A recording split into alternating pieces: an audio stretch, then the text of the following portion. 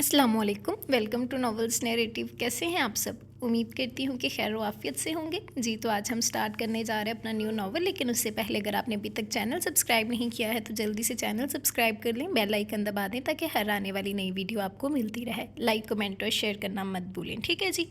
तो कैसे गुजर रही है आप लोगों की ईद? ज़रूर बताइएगा। मेरी तो बहुत ही ज़्यादा मसरूफ़ गुजर रही है और अभी मैंने रिकॉर्डिंग स्टार्ट कर दी है, तो बस जल्दी जल्दी हम अपना नॉवल स्टार्ट करते हैं बिकॉज़ अभी मुझे खाला के घर जाना है ईद मिलने के लिए, तो बहुत टाइम हो चुका है। तो आपको थोड़ा सा स्टोरी के बारे में बता देती हूँ कि जो नॉवल है वो वनी बेस्ड है, ईद स्पेशल नॉवल है। ये बहुत ही मज़े की स्टोरी है, जिरगा बेस्ड है, आफ्टर मैरिज बेस्ड है। यकीनन आप लोग पसंद करोगे। तो चलिए बगैर वक्त ज़ाया किए हम स्टार्ट करते हैं और देखते हैं कि हमारी आज की स्टोरी में क्या होता है। मलिक शाहनवाज खामोशी से घर में दाखिल हुए। खवातीन ने बड़ी बेकरार नज़रों से उनकी तरफ देखा। उनके पीछे मलिक शहबाज और मलिक अरबाज सुर्ख चेहरा लिए दाखिल हुए। क्या हुआ शाहपुत्र, क्या फ़ैसला किया जिरगे ने? बेबे ने बड़ी बेकरारी से पूछा। मलिक शाहनवाज कोई जवाब दिए बगैर बैठ गए। पुत्र, तू जवाब क्यों नहीं दे रहा? बेबे की बेचैनी परेशानी में बदल गई। कुछ नहीं बेबे, जिरगे ने फैसला किया है कि अदील खान की बेटी का निकाह मलिक शहबाज से कर दिया जाए। मलिक शाहनवाज ने इन सबके हवासों पर बम फोड़ा। मलिक शहबाज का चेहरा कुछ और भी सुर्ख हो गया। मगर क्यों ऐसा फैसला क्यों किया जिरगे ने? क्या हम अपने दुश्मनों की बेटी को अपने घर लाएंगे? ना पुत्र, ये नहीं हो सकता। बेबे के अंदाज में कतियत थी। मगर बेबे, जिरगे के फैसले से इनहराफ तो नहीं किया जा सकता ना? मलिक साहिब बेबसी से बोले। मगर हम अपने दुश्मनों की बेटी को बहू के रूप में भी नहीं देख सकते। फरीदा बेगम ने पहली बार जुबान खोली थी। तो क्या करूं? जिरगे के फैसले से मुकर जाऊं और सारे गांव वालों के सामने अपना सर नीचा कर लूं? अब जानते हैं कि गांव में जिरगे के फैसले से इनहराफ इस गांव की रवायत नहीं है और मलिक शाहनवाज रवायतों की पासदारी करने वाला है, रवायतों को तोड़ने वाला नहीं। अब के मलिक शाहनवाज का अंदाज कदरे गुजीला था। मगर पुत्र, कोई और सबील भी तो हो सकती थी ना? बेबे ने कहा। हाँ, हो सकती थी। अदील खान ने अपने बेटे संगीन खान को मेरे हवाले करके कहा कि मैं उसे अपने हाथों से ख़त्म कर लूँ, क्योंकि वो दुश्मनी ख़त्म करना चाहते हैं। अब ऐसे हालात में मैं क्या करता? क्या मार देता संगीन खान को? मैंने वही किया जो मुझे करना चाहिए था। मैंने माफ़ कर दिया उसे। मलिक शाहनवाज सांस लेने के लिए रुके। जब मैंने संगीन खान को माफ़ कर दिया तो अदील खान ने अपनी पगड़ी मेरे कदमों में लाकर रख दी कि मैं उसकी बेटी को अपने बेटे से मंसूब कर दूं ताकि कुछ अजाला हो सके, और मैं उसकी पगड़ी को उछाल नहीं सकता था। लिहाजा मैंने उसकी बात मान ली। मलिक शाहनवाज ने सारी तफसील बयान की और इस दफ़ा बेबी भी चुप कर गई थी। बाबा, आपने अच्छा नहीं किया। आपको कुछ तो सोचना चाहिए था ना। संगीन खान को अदील खान का फैसला पसंद ना आया था। इसके सिवा कोई चारा भी तो नहीं था इन लोगों के दिलों से कदवरत मिटाने का। अदील खान ने थके थके अंदाज में कहा। मगर बाबा, इन हालात में वो लाजूरत के साथ कैसा सलूक करेंगे, इसका अंदाज़ा है आपको? संगीन खान को अपनी बहन की फ़िक्र थी। हाँ बेटा, मैं जानता हूँ कि हमारी बेटी को वहाँ अच्छे हालात का सामना नहीं होगा, मगर मुझे उम्मीद है हमारी बेटी सबके दिल जीत लेगी। अदील खान का लहजा पुरज़म था। वो सब तो ठीक है बाबा, मगर लाजूरत मेरी इकलौती बहन है और मैं अपनी वजह से उसे इस आग में नहीं धकेल सकता। हालांकि बेगुनाह तो मैं भी हूँ, मगर हालात मेरे खिलाफ जा रहे हैं। संगीन खान को अफसोस था कि उसकी वजह से लाजूरत की ज़िंदगी तबाह हो रही है। सब कुछ खुदा पर छोड़ दो बेटा, वो जो करेगा बेहतर करेगा। अदील खान रब की रहमत से मायूस नहीं था। मलिक शाह नवाज़ और अदील खान के ख़ानदान के दरमियान दुश्मनी का सिलसिला बहुत पुराना चला आ रहा था। कई नस्लों ने दुश्मनी के इस सिलसिले को परवान चढ़ाया था। अदील खान फितरतन सुलहजो और अमन पसंद शख्स था। दूसरी तरफ मलिक शाह नवाज़ भी फितरतन अपने आबा व जादाद से मुख्तलिफ था। लिहाजा तहाल दोनों घरानों में नाखुशगवार वाक़या पेश नहीं आया था। हालात तो इस वक्त कशीदा हुए जब मलिक शाह नवाज़ का भाई मलिक बेदार अपने दोस्तों के साथ शिकार खेल रहा था। दफातर एक गोली सनसनाती हुई आई और मलिक बेदार के दिल में सुराख कर गई। ऐन इस इस्लाम सिमत से जिस सिमत से मलिक बेदार पर गोली चलाई गई थी, संगीन खान अदील खान का बेटा रिवॉल्वर हाथ में लिए उजलत पर अंदाज में निकला, जिसकी वजह से सबको यही यकीन हो गया कि ये कार्रवाई उसी की है। मलिक बेदार की लाश जब घर पहुंची तो घर भर में कोहराम मच गया। बेबे बिछाड़े खा रही थी। मलिक शाहनवाज के कंधे झुक गए थे। शहबाज, अरबाज और अरीबा खान का गम के मारे बुरा हाल था। उन्हें यकीन नहीं आ रहा था कि उनकी ज़िंदगी से भरपूर चाचू खामोशी की रिदा ओढ़ लेगा। घर की फिजा मातमी थी। मलिक बेदार के दोस्तों ने पूरा वाक़या मनोन मलिक शाहनवाज को बता दिया। अभी वो कोई एक्शन नहीं लेना चाहते थे क्योंकि 3 दिन तक सोग मनाया जा रहा था। अदील खान उनके गम में शरीक होने आए, मगर सबका अंदाज बहुत सर्द और रूखा था। घर आए मेहमान की लाज रखी गई, वरना शहबाज का दिल चाह रहा था उन्हें शूट कर दे। मलिक शहबाज और अरबाज किसी सूरत ठंडे नहीं हो रहे थे। अपने चाचू को याद करके उनका खून उबल पड़ता था, मगर मलिक शाह नवाज़ उन्हें सब्र की तलकीन कर रहे थे। मलिक शाह नवाज़ के तायाजाद भाई मलिक बहादुर खान भी चाहते थे कि संगीन खान और अदील खान का नामो निशान मिटा दिया जाए, मगर मलिक शाह नवाज़ जानते थे ये वक्त जोश से नहीं होश से काम लेने का है। जिरगे के अरकान दोनों तरफ से सालिस का किरदार अदा कर रहे थे। उनकी कोशिश थी कि मामला फाम व तहफीम से हल हो जाए। संगीन खान का दावा था कि उसने मलिक बिदार पर गोली नहीं चलाई, मगर हालात वाक़यात उसके खिलाफ जा रहे थे। कोई भी उसकी बात पर यकीन करने को तैयार नहीं था। मलिक बिदार के 40वें के बाद जिरगे ने मलिक शाह नवाज़ को उनके बेटों समेत बुलाया था और दूसरी तरफ अदील खान और संगीन को भी बुलावा भेजा था। दोनों पार्टियां वक्त मुकर्ररा पर जिरगे के लिए मखसूस जगह पर पहुंच गई थीं। मलिक बहादुर खान भी अपने बेटों मलिक वहाब और मलिक जब्बार के साथ वहां मौजूद थे। मलकों के बेटे संगीन खान को खूनखार निगाहों से देख रहे थे। जिरगे ने दोनों तरफ का मौक़िफ़ सुना और कबल इसके कि जिरगा अपना फ़ैसला सुनाता, अदील खान उठे और उन्होंने संगीन खान को मलिक शाह नवाज़ के रूबरू ला खड़ा कर दिया और साथ ही अपना रिवॉल्वर उनके कदमों में रख दिया कि वो अभी और इसी वक्त अपने भाई के खून का बदला लें और इसके बाद दुश्मनी का ये तवील सिलसिला ख़त्म कर दें। मलिक शाह नवाज़ उनकी इस जुर्रत पर दंग रह गए और फिर उन्होंने बड़ेपन का सबूत देते हुए उन्हें माफ़ कर दिया। मलिक बहादुर पहलू बदल कर रह गया, मगर जिरगे के सामने कुछ करने से कासिर था। तब अदील खान ने अपनी पगड़ी मलिक शाह नवाज़ के कदमों में लाकर रख दी कि वह दुश्मनी की इस पुरानी रवायत को ख़त्म कर दें और उनके ख़ानदान के साथ रिश्ता जोड़कर दोनों ख़ानदान को बाहम एक कर दें। मलिक शाह नवाज़ ने उनकी पगड़ी उठाकर उनके सर पर रख दी। अदील खान आगे बढ़कर उनके गले लग गए और ये दुश्मनी की एक तवील रवायत दम तोड़ गई।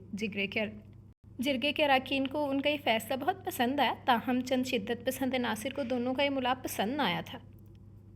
शहबाज अपने कमरे में आया तो शदीद गुस्से में था। मारे इश्तियाल के उसने पूरा कमरा उलट कर रख दिया था। कीमती डेकोरेशन पीस ज़मीन पर दे मारे, बेडशीट सब नीचे फेंक दिए। चंद लम्हों के बाद कमरा अब मैदान जंग का नक्शा पेश कर रहा था। अरबाज कमरे में आया तो कमरे की हालत देखकर हैरान रह गया। व्हाट इज़ दिस भाई? वो असहद हैरान था। Nothing, just frustration. शहबाज अब सर पकड़े बैठा था। मगर भाई, फ्रस्ट्रेशन निकालने का एक कौन सा तरीका है? और वैसे भी आने वाली आप पर तो हावी नहीं होंगी, बल्कि आप उस पर हावी होंगे। फिर फ़िक्र किस बात की? अरबाज की बात उसके मन को लगी थी। हाँ, कहते तो तुम ठीक हो, मगर मेरा दिल नहीं मान रहा। जिस शख्स से मैं शदीद तरीन नफ़रत करता हूँ, उसकी बहन को अपनी ज़िंदगी में शामिल कर लूँ। ओ माई God, I will gone mad. Shahbaz ने अपने बाल नोच लिए थे। रिलैक्स भाई। अरबाज ने उसके गिर्द बाजू लपेटे और शहबाज ने थक कर अपना सर उसके कंधे पर रख दिया था। अस्सलाम वालेकुम चाची जान। मलिक बहादुर ने बेबे को सलाम किया था। वालेकुम अस्सलाम। आओ पुत्र, कैसे हो? बेबे ने बड़ी मोहब्बत से उसके सर पर हाथ फेरा था। अल्लाह का शुक्र है, आप कैसी हैं चाची अम्मा? मलिक बहादुर उनके साथ बैठ गए थे। बस पुत्र, क्या बताऊँ, बिदार की मौत ने कमर तोड़ दिया। बेबे आह भर कर बोली थी। जी चाची अम्मा, बिदार ने वाकई हमारे बाजू कमज़ोर कर दिए हैं और रही सही कसर भाई साहिब ने पूरी कर दी है। भला दुश्मन को भी माफ़ किया जाता है? मलिक बहादुर नफ़रत से बोले थे। हाँ पुत्र, तू ठीक कह रहा है, पर वो भी मजबूर हो गया था। बेबे ने बेटे की साइड ली थी। वो मजबूर हो गया था, मगर आप तो मजबूर नहीं है ना चाची अम्मा? मलिक बहादुर का लहजा पुरस्रार हो गया। की मत बल पुत्र। बेबे समझ ना सकी थी। अब बहुत भूली हैं, दुश्मन की बेटी को बहू बना रही हैं। उसकी ज़िंदगी ऐसी कर देना कि पल पल उसका बाप और भाई तड़पे और यूँ हमारे दिलों को कुछ सुकून मिले। उसका लहजा शातिराना था। तू ठीक कह रहा है पुत्र, आने दे। उसकी ज़िंदगी ऐसी जीरन करूँगी कि दिल खान उसे देख देख कर तड़पेगा। बेबे उसकी आराना बातों में आ गई। मलिक बहादुर के होंठों पर जहरखंद मुस्कुराहट फैल गई। हेलो, क्या हो रहा है? वहाब ने दस्तक देकर अंदर झांका था। आओ यार, ऐसे ही रेस्ट कर रहा था। शहबाज से फ़ौरन आगे बढ़कर वहाब से हाथ मिलाया।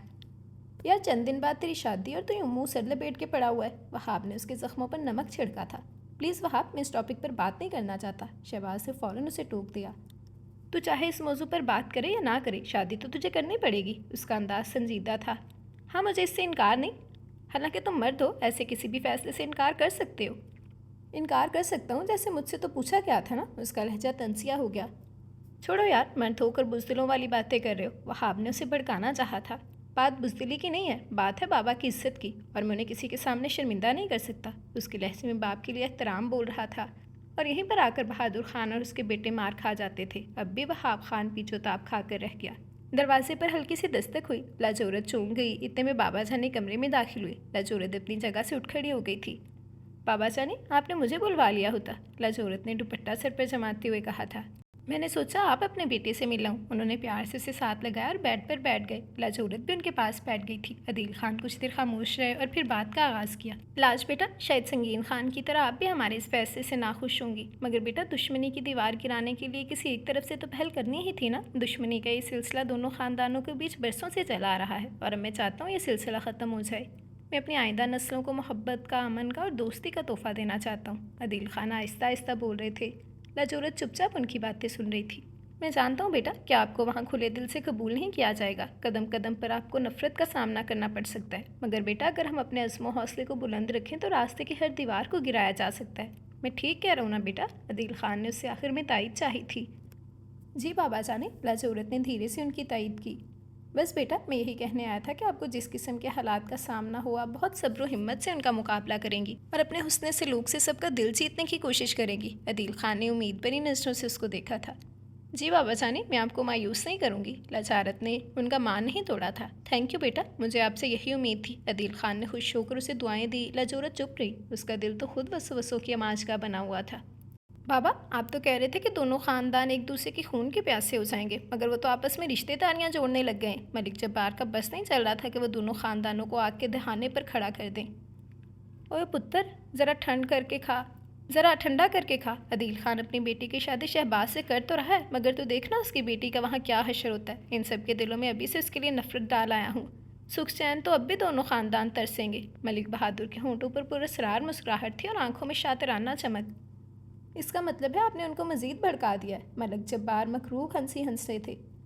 आहो पुत्र, मामला इतना भी सीधा नहीं जितना तो समझ रहा है। संगीन खान जवान खून है, बहन की ज़िंदगी अजीरन होती देखेगा तो खून जोश ज़रूर मारेगा, और जोश में इंसान ख़तरनाक गलतियाँ करता है। मलिक बहादुर नफरत भरे लहजे में बोले। मलिक जब्बार मुस्कुरा दिए थे। मलिक शाहनवाज घर में दाखिल हुए तो घर में मुकम्मल खामोशी का राज था। वो अंदर बड़े हॉल नुमा कमरे में दाखिल हुए तो तीनों ख़वातीन हॉल कमरे में बैठी थी और तीनों ही अपनी अपनी सोचों में डूबी हुई थी। क्या बात है, आप लोग इतने खामोश क्यों हैं? मलिक शाहनवाज ने इन तीनों को मुखातिब किया तो तीनों ही चौंक कर उनकी तरफ देखने लगी। क्या कहें पुत्र, कहने को कुछ है ही नहीं। बेबे ने एक सरदा बरी थी। ऐसी कौन सी आफत टूट पड़ी है जो आप लोगों ने यूँ मातमी फ़िज़ा पैदा की हुई है? कुछ भी हो, ये खुशी का मौका है और इस मौके पर यूँ उदास होना मुझे पसंद नहीं। मलिक साहिब ने इन सबको इस रवैये पर टोक दिया था। खुशी का ताल्लुक दिल से होता है मलिक साहिब, और आपने कौन सा हमारे दिलों का ख्याल रखा? फरीदा बेगम कुलसते हुए बोली थी। आप सब लोग तो यूँ रिएक्ट कर रहे हैं गोया सारे कसूर मेरे हों। इन सब हालातों वाक़यात का मैं ही ज़िम्मेदार हूँ। मलिक शाहनवाज गुस्से में आ गए थे। ना पुत्र, हम ये नहीं कहते, जो कुछ तूने किया अच्छा किया, मगर पुत्र हम भी क्या करें? अभी ज़ख़म ताज़ा है ना, जब ज़ख़म मुंतमिल हो जाएंगे तो हम भी ठीक हो जाएंगे। बेबे ने उनके गुस्से को ठंडा करना चाहा था। बहरहाल कुछ भी हो, आप लोग शादी की तैयारियाँ करें, मैं किसी किस्म की कोताही बर्दाश्त नहीं करूँगा। मलिक शाहनवाज हुक्म देते हुए चले गए और वो एक दूसरे को देख कर रह गई थी। बाबा हमारे एहसानात को समझ ही नहीं पा रहे। मगर ख़ुद को खुश होने पर हम मजबूर भी तो नहीं कर सकते ना। अरीबा से ये सब बर्दाश्त नहीं हो रहा था। ना पुत्र, तो चुप रह, अब और कुछ मत कह वरना तेरे बाबा को गुस्सा आ जाएगा। बेबे ने अरीबा को समझाया। वो मुँह फैलाते उठकर अपने कमरे की जानिब चली गई और बेगम शाहनवाज आप भर कर रह गई थी। भला कब सोचा था कि वो अपने बेटे की शादी यूँ करेंगे कि दिल में खुशी की हल्की सी रमक भी मौजूद ना होगी। लाजौरत बैठ के क्राउन से टेक लगाए सोचों में गुम थी। हाथ में पकड़ी किताब यूं ही खुली पड़ी थी। दरवाजे पर हल्की सी दस्तक हुई तो वो चौंक कर दरवाजे की तरफ देखने लगी। संगीन खान को सर झुकाए अंदर दाखिल होते देखा तो खड़ी हो गई थी। संगीन खान आहिस्ता आहिस्ता चलता हुआ आया और उसके पास आकर बैठ गया था। संगीन खान की आंखें लाल अंगारा हो रही थी, यकीनन वो रोता रहा था। संगीन खान कुछ देर चुपचाप बैठा रहा और फिर अचानक अपने दोनों हाथ लाजौरत के सामने जोड़ दिए थे। लाजौरत ने तड़प कर उसके हाथ अपने हाथों में लिए और लबों से लगा लिए थे। आई एम सॉरी लाज, ये सब मेरी वजह से हुआ है, मगर खुदा गवाह मैंने ये सब नहीं किया। मगर मैं क्या करूँ, सब सबूत मेरे खिलाफ जा रहे हैं। मुझे अफसोस है कि तुम मेरी वजह से सूरत हाल से दो चार हो। संगीन खान की आवाज़ में दुख बोल रहे थे। नहीं लाला, आप ऐसा मत सोचें, ये सब तकदीर के खेल हैं और तकदीर के खेल में इंसान ऐसा खिलाड़ी होता है जिसके अपने कोई ट्रिक्स नहीं होते, वो तो बस तकदीर के हाथों में होता है। लाज ने उनके कंधे पर सर रख कर धीरे से कहा था। संगीन खान ने उसे अपने साथ लगा लिया और बेख्तियार उमड़ वाले आंसुओं पर काबू न रख पाए थे। प्लीज़ लाला, मैंने कहा ना मुझे आपसे कोई शिकायत नहीं। आपके आंसू मुझे तकलीफ़ दे रहे हैं। लाजौरत ने उनके आंसू अपने पोरों में समेट लिए थे।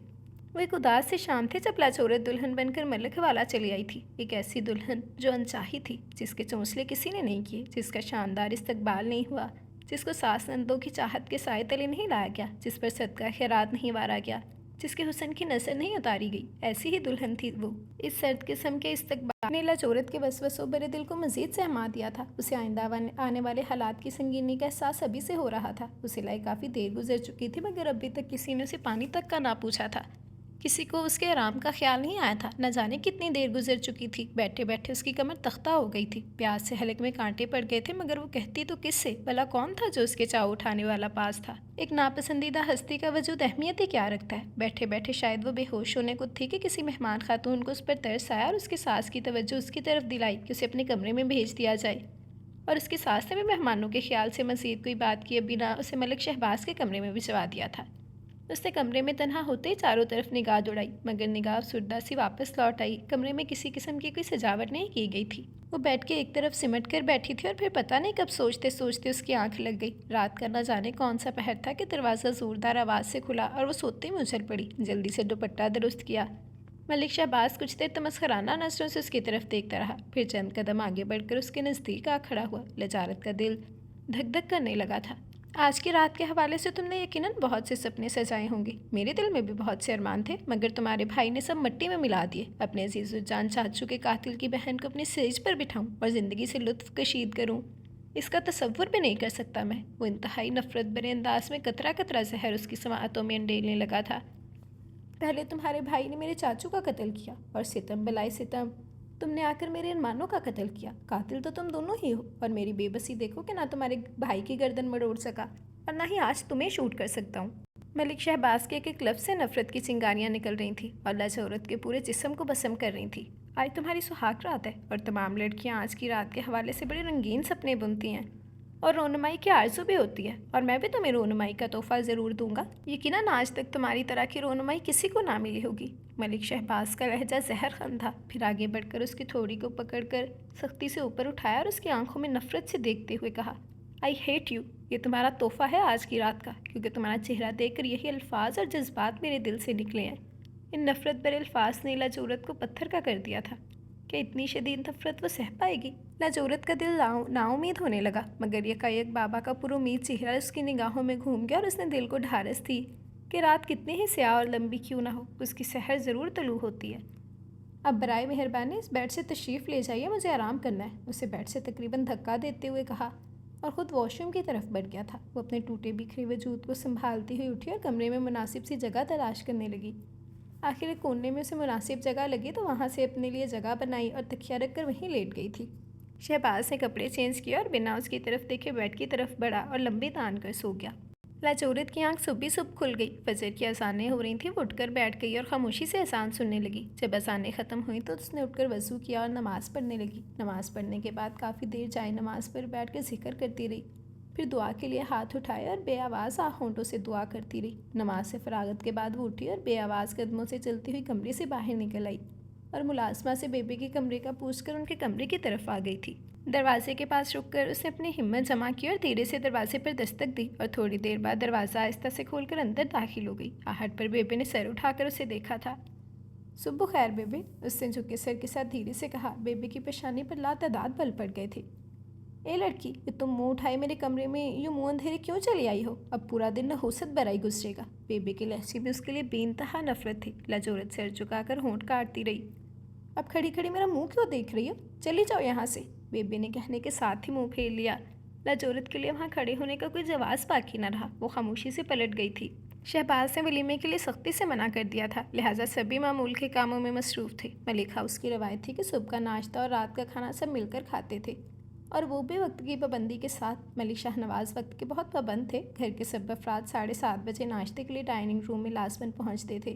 اس وقت بھی سبھی برق رفتاری سے ڈائننگ ہال میں پہنچے اور اپنی اپنی نشست سنبھالی تھی۔ ملک شاہ نواز اور بیبی پہلے سے ہی موجود تھے۔ سب نے انہیں سلام کیا۔ سب کے پہنچنے پر ملازم ناشتہ لے آیا۔ ملک شاہ نواز نے میز پر طائرانہ نگاہ ڈالی تھی۔ لاجورت نہیں آئی؟ اس کی غیر موجودگی کو صرف انہوں نے محسوس کیا۔ سب بھی چونک کر ان کو دیکھنے لگے۔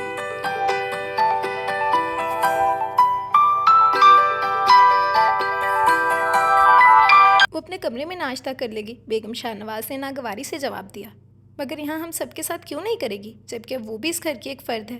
بس پتر، اب اور کچھ نہ کہنا۔ اگر تو چاہتا ہے کہ میں سب کے ساتھ ناشتہ کروں تو اسے یہاں نہ ہی بھلا، بیبی نے انتہا کے بیزار انداز میں کہا، اور ملک شاہ نواز چپ کر گئے تھے۔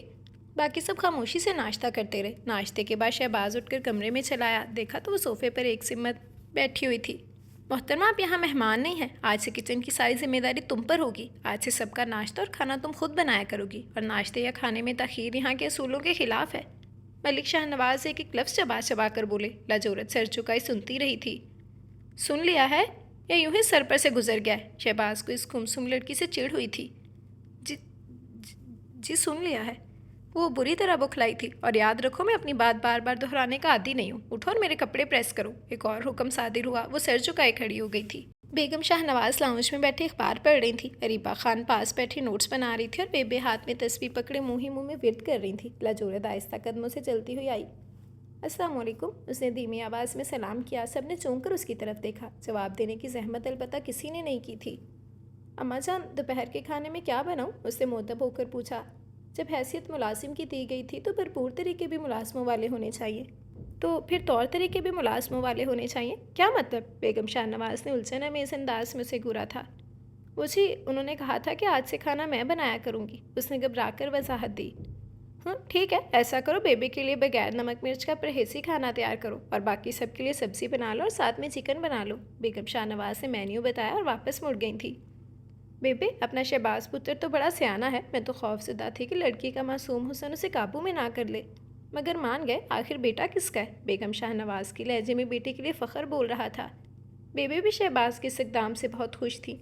बेगम शाहनवाज ने खानसामा को सौदा सिर्फ लाने के काम पर लगा दिया और किचन मुकम्मल तौर पर लाजोरत के ज़िम्मे आ गया। वो पेशानी पर बल डाले बगैर तीनों वक्त का खाना अकेले बनाती। उसकी पूरी कोशिश होती कि खाने में ज़रा भी ऊंच नीच ना हो, क्योंकि उसकी मामूली से मामूली गलती को भी यहाँ किसी ने बर्दाश्त नहीं करना था।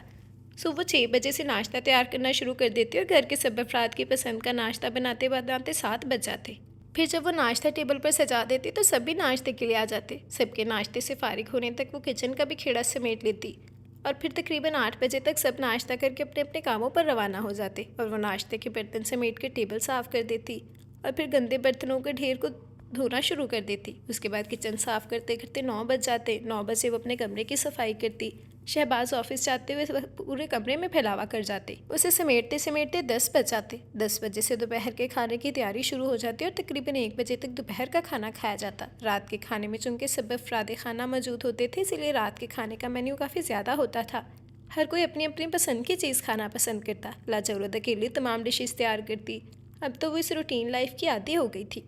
लाजोरत तमाम काम निपटा कर रात के कमरे में दाखिल हुई तो कमरे की हालत देखकर उसके 14 तबक रोशन हो गए। शहबाज ने पूरा वार्डरोब कमरे में बिखेर दिया था और अब कमरे के बीचों बीच खड़ा था। ये सब कपड़े आयरन करके हैंग कर दो और इसमें से मेरा ब्लैक सूट निकाल कर सुबह के लिए तैयार कर दो। वो खड़े लहजे में ऑर्डर देता बिस्तर पर दराज हो गया और लाजोरत को मुहावरतन नहीं हकीकतन रोना आ गया। थकावट से उसकी बुरी हालत हो रही थी। उसने सारे कपड़े उठाकर आयरन स्टैंड के पास रखे और फिर बारी बारी सबको आयरन करके हैंग करने लगी।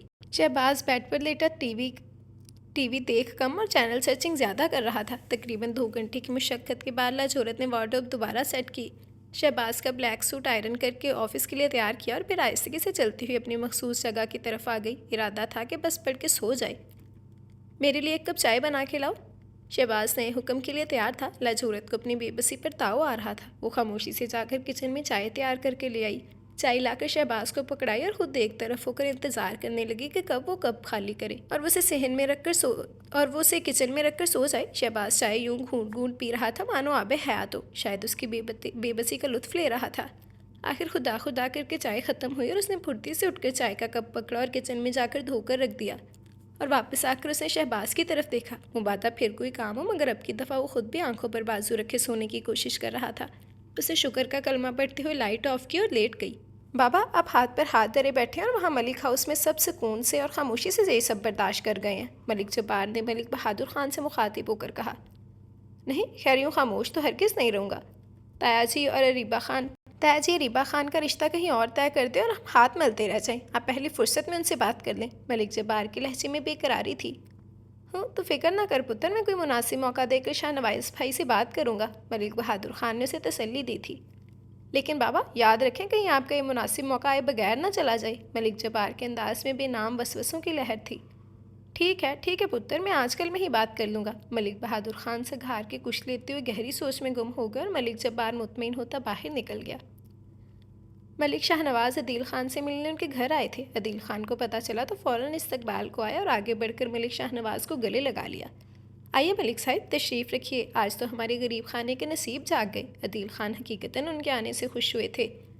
اب یوں شرمندہ تو نہ کرو عدیل خان، ملک شاہ نواز نے بھی خوش دلی سے کہا اور دونوں ہنس دیے تھے۔ دونوں کافی دیر باتیں کرتے رہے، چائے پانی کا دور بھی چلا۔ بہت دیر بعد عدیل خان کچھ ہچکچاتے ہوئے ملک شاہ نواز سے مخاطب ہوئے۔ یار شاہ نواز ایک بات کہوں، برا تو نہیں مانو گے؟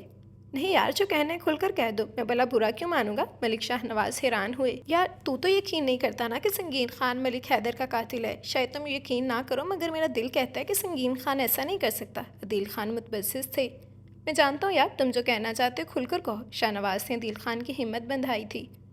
میں چاہتا ہوں شاہ نواز کہ تم سنگین خان کو اپنی فرزندی میں لے لو۔ عدیل خان جھجک کر کہتے خاموش ہو گئے۔ ملک شاہ نواز یہ سن کر کئی ثانیے تک کچھ بول نہ سکے تھے۔ یار اگر تیرا دل نہیں مانتا تو کوئی بات نہیں، میں اپنی بات واپس لے لیتا ہوں۔ ملک شاہ نواز کی چپ نے عدیل خان کو مایوس کر دیا تھا۔ نہیں یار، مجھے تو کوئی اعتراض نہیں، میں تو گھر والوں کے رد عمل کے بارے میں سوچ رہا ہوں۔ ابھی تو وہ لاش بیٹی کو بہو کی وہ حیثیت نہیں دے سکے جو اس کا حق ہے اور جس کے لیے میں تم سے دفعتاً شرمندہ ہوں۔ ملک شاہ نواز نے عدیل خان کو اپنے خدشات سے آگاہ کیا۔ کوئی بات نہیں یار، ایک وقت آئے گا جب خدا ساری حقیقتوں کو بے نقاب کر دے گا، تب یہ نام نہاد نفرت خود بخود ختم ہو جائے گی۔ عدیل خان پرعزم تھا۔ انشاءاللہ، خدا کرے ایسا ہی ہو۔ آج سے ریبہ خان تمہاری امانت ہے، جب چاہے بارات لے کر آ جاؤ۔ ملک شاہ نواز نے اچانک فیصلہ کن انداز میں عدیل خان کو پرمسرت حیرت میں مبتلا کر دیا تھا۔ اتنی جلدی بھی نہیں کرو یار، تم مانجھی اور بھابھی سے مشورہ کر لو، عدیل خان نے اس کی جلد بازی پر کہا تھا۔ چھوڑو یار، ملک شاہ نواز نے جو کہہ دیا سو کہہ دیا، میں اپنی دی ہوئی زبان سے پھرا نہیں کرتا، اور یوں بھی میں اپنے معاملات میں کسی سے مشورہ نہیں لیتا۔ اس کا انداز اٹل تھا۔ السلام علیکم چچی جان، ملک بہادر خان نے جھک کر بیبے کو سلام کیا تھا۔ وعلیکم السلام، کیسے ہو پتر؟ بڑے دنوں بعد چکر لگایا۔ بیبے نے ان کے سر پر ہاتھ پھیرتے ہوئے حال احوال دریافت کیا تھا۔ بس چچی جان، دنیا کے بکھیڑوں میں الجھا ہوا ہوں، ملک بہادر خان نے کہا اور بیٹھ گیا تھا۔ ہاں پتر، واقعی دنیا کے یہ بکھیڑے جان کو آ جاتے ہیں، بندہ اپنوں سے ملنے کو ترس جاتا ہے۔ خیر چھوڑو، تو سنا گھر میں سب خیر ہے؟ جبار اور ارباز پتر کیسے ہیں؟ اللہ کا شکر ہے، آپ کی دعا سے سب خیریت ہے۔ ملک بہادر خان نے سعادت مندی کا مظاہرہ کیا تھا۔ بھائی صاحب نظر نہیں آ رہے، کہیں باہر گئے ہیں؟ باہر ڈیرے تک گئے ہیں، آتے ہی ہوں گے، بیبی نے جواب دیا۔ تھوڑی دیر بعد لاجورت ٹرے میں چائے رکھ کر لے آئی۔ اس نے پاس آ کر دھیرے سے سلام کیا، جس کا جواب دینا گوارا نہیں کیا گیا۔ وہ چائے دونوں کو دیکھ کر چلی گئی۔ چچی جان، اس کڑی کو دیکھ کر تو حیدر کی یاد اور بھی آتی ہوگی۔ ملک بہادر نے بیبے کے زخموں پر نمک چھڑکا تھا۔ ہاں پتر، وہ تو ایک ویلے بھی میری نظروں سے نہیں ہٹتا۔ بیبے بیٹے کے ذکر پر آبیدہ ہو گئی تھی۔ اتنے میں ملک شاہ نواز کی جیپ داخل ہوئی۔ جیپ پورچ میں کھڑی کر کے وہ جلدی سے نیچے اترے اور اندر چلے آئے۔ السلام علیکم بھائی صاحب، ملک بہادر نے سلام کیا۔ ملک شاہ نواز نے گرم جوشی سے جواب دیا تھا۔ کیسے ہو بہادر خان؟ ملک شاہ نواز نے احوال دریافت کیا۔ بالکل ٹھیک بھائی صاحب، آج میں ایک خاص مقصد سے آپ لوگوں کے پاس آیا ہوں، مجھے امید ہے آپ لوگ مجھے مایوس نہیں کریں گے۔ ملک بہادر نے تحمید باندھی۔ بیبے اور ملک شاہ نواز نے الجھن بھری نظروں سے اسے دیکھا، تاہم خاموش رہے۔ میں ریبہ خان کا ہاتھ اپنے بیٹے ملک جبار کے لیے مانگنے آیا ہوں۔ ملک بہادر نے گویا ان کے حواس پر بم پھوڑا۔ ملک شاہ نواز چپ کے چپ رہ گئے۔ بیبے چند لمحے حیران سی انہیں دیکھتی رہیں، پھر خوشی سے بولی تھی، کیوں نہیں پتر، جبار بھی اپنا بیٹا ہے، دیکھا بالا ہے، کیوں شاہ نواز پتر تو کیا کہتے ہے؟ سوری بیبے، اگر ملک بہادر پہلے بات کرتا تو مجھے کوئی اعتراض نہ ہوتا، مگر آج میں ریبہ خان کا رشتہ طے کر آیا ہوں۔ ملک شاہ نواز کے انکشاف نے ملک بہادر اور بیبے دونوں کو ششدر کر دیا تھا۔ مگر کس سے؟ دونوں یکسمان بولے۔ عدیل خان کے بیٹے سنگین خان کے ساتھ۔ اب کہ دھماکہ بہت شدید تھا، بیبے نے پھٹی پھٹی آنکھوں سے اس کی طرف دیکھا تھا۔ تو نے میرے بیٹے کے قاتل سے اپنی بیٹی کا رشتہ جوڑا شاہ نواز؟ تجھے کیا ہو گیا پتر، تو عدیل خان کو انکار کر دے، یہ نہیں ہو سکتا۔ نہیں بیبے، ملک شاہ نواز جان تو دے سکتا ہے مگر اپنی بات سے نہیں پھر سکتا۔ ملک بہادر حیران و پریشان تھے، بازی ایک بار پھر ان کے ہاتھ سے نکل گئی تھی۔ تو جانتا ہے شہباز اور ارباز کو وہ کبھی نہیں مانیں گے، بیبے نے پوتوں کا ڈراوا دیا تھا۔ ابھی ان کا باپ زندہ ہے فیصلہ کرنے کے لیے، اگر کسی نے بھی اس فیصلے سے روگردانی کی کوشش کی تو وہ ملک شہباز کی زندگی کا آخری دن وہ ملک شاہ نواز کی زندگی کا آخری دن ہوگا۔ میری موت کے بعد سب اپنے فیصلوں میں آزاد ہوں گے۔ ملک شاہ نواز دو ٹوک انداز میں بات ختم کر کے اٹھ کر باہر چلے گئے۔ ریبہ خان جو کچھ دیر قبل وہاں آئی تھی، گفتگو کا آخری حصہ سن کر گویا پتھر کی ہو گئی۔ ملک بہادر تنفن کرتے چلے گئے، بیبے الگ متفکر تھیں۔ شام تک یہ خبر پورے گھر میں گردش کر چکی تھی اور سب بھی حیرت زدہ تھے۔ شہباز اور ارباز کا بس نہیں چل رہا تھا کہ وہ سنگین خان کو شوٹ کر دیں۔ ریبہ خان کو چپ لگ گئی تھی۔ بیگم شاہ نواز الگ بکھلائی ہوئی تھی، بیبے گمسم ہو کر رہ گئی تھی۔ لاجورت خود حیران و پریشان تھی۔ ان سارے حالات میں اگر کوئی ذات پرسکون تھی وہ ملک شاہ نواز کی تھی۔ کسی میں ہمت نہ تھی کہ وہ ان کے فیصلے کے خلاف آواز بلند کرتا۔ شہباز اور ارباز نے خوب دل کی بڑاس نکالی، مگر جب ان کے سامنے گئے تھے چپ کر گئے۔ ملک شاہ نواز نے سب کو لیونگ روم میں بلایا اور سب کے جمع ہونے پر ٹھہر ٹھہر کر کہنا شروع کیا، میرا نہیں خیال کہ میں نے ایسی کوئی انہونی کر دی ہے۔ جب عدیل خان کی بیٹی اس گھر کی بہو بن سکتی ہے تو پھر ملک شاہ نواز کی بیٹی عدیل خان کی بہو کیوں نہیں بن سکتی؟ سب لوگ کان کھول کر سن لیں، میں نے جو کہہ دیا ہے وہی ہوگا۔ اور ہاں، میں ان فضول رسموں کا قائل نہیں۔ اتوار کے دن نکاح بھی ہوگا اور رخصتی بھی، جو کرنا ہے اسی دوران کر لینا۔ ملک شاہ نواز شاید ان سب کے اعصاب کو آزما رہے تھے جو جھٹکے پر جھٹکے دیے جا رہے تھے۔ تم میں سے کسی کو اعتراض ہے؟ اب باری باری سب سے پوچھا، سب خاموش ہے۔ اعتراض کرتے تو کون سا کسی نے عمل کرنا تھا؟ ان کے جانے کے بعد لیونگ روم میں ہلچل مچ گئی تھی۔ شہباز تپائی کو ٹھوکر مارتے ہوئے چلے گئے، ارباز بھی بڑبڑاتے ہوئے باہر نکلی۔ اب باری باری سبھی اپنے اپنے دل کے پھپھولے پھوڑ رہے تھے۔ جی بابا، یہ آپ کیا کہہ رہے ہیں؟ سنگین خان نے حیرت سے پوچھا۔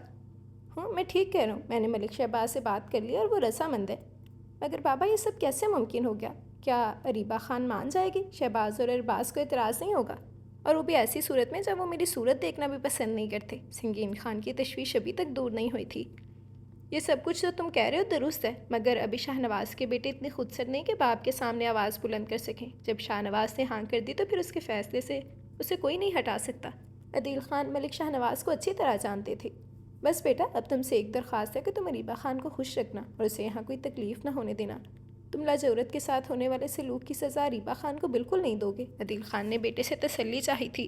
اب بالکل بے فکر رہیے بابا، آپ کا بیٹا اب اتنا کمزف نہیں ہوا کہ وہ کمزور عورتوں سے بدلے لے گا۔ سنگین خان نے انہیں اطمینان دلایا اور اپنے کمرے میں چلایا تھا۔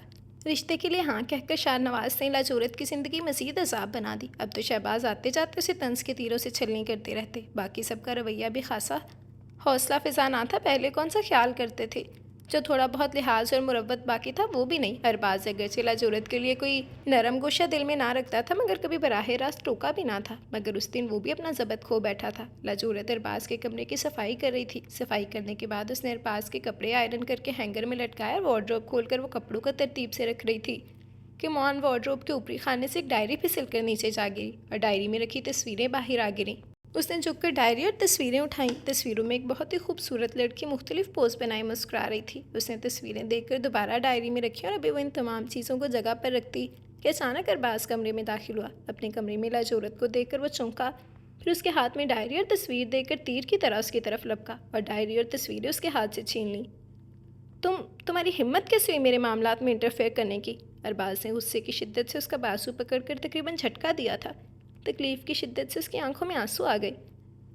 میں یہاں صفائی کر رہی تھی، وہ ہکلائی۔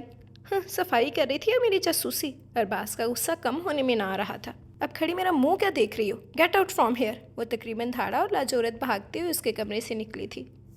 میں نے کہا تھا نا بابا، آپ سے کچھ نہیں ہوگا، اب دیکھ لیں۔ ہم منہ دیکھتے رہے اور عدیل خان ایک بار پھر بازی اپنے نام کر گیا۔ ملک جبار پیچھو تھاپ کھا رہا تھا اور شدید مشتعل انداز میں کمرے کے بیچوں بیچ ٹہل رہا تھا۔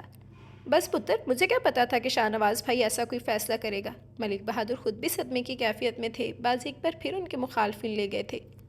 آپ اب بھی خاموش بیٹھے، میں تو کہتا ہوں ہمیں اب کھل کر ان سے بات کر لینی چاہیے، یہ نہ وقت پھر سے ہمارے ہاتھوں سے نکل جائے۔ ملک جبار اتاولے ہو رہے تھے۔ ہوں، میں بھی ایسے ہی کچھ سوچ رہا ہوں، بس مناسب موقع کی تلاش میں ہوں، ملک بہادر پرسوچ انداز میں بولے۔ آپ بس سوچتے رہیں، اب جو کروں گا میں خود کروں گا، بس ذرا اپنے بزنس کو مکمل طور پر لندن میں اسٹیبلش کر لوں، پھر کھل کر سامنے آؤں گا۔ ملک جبار کا انداز فیصلہ کن تھا، اب کہ ملک بہادر خاموش رہے تھے۔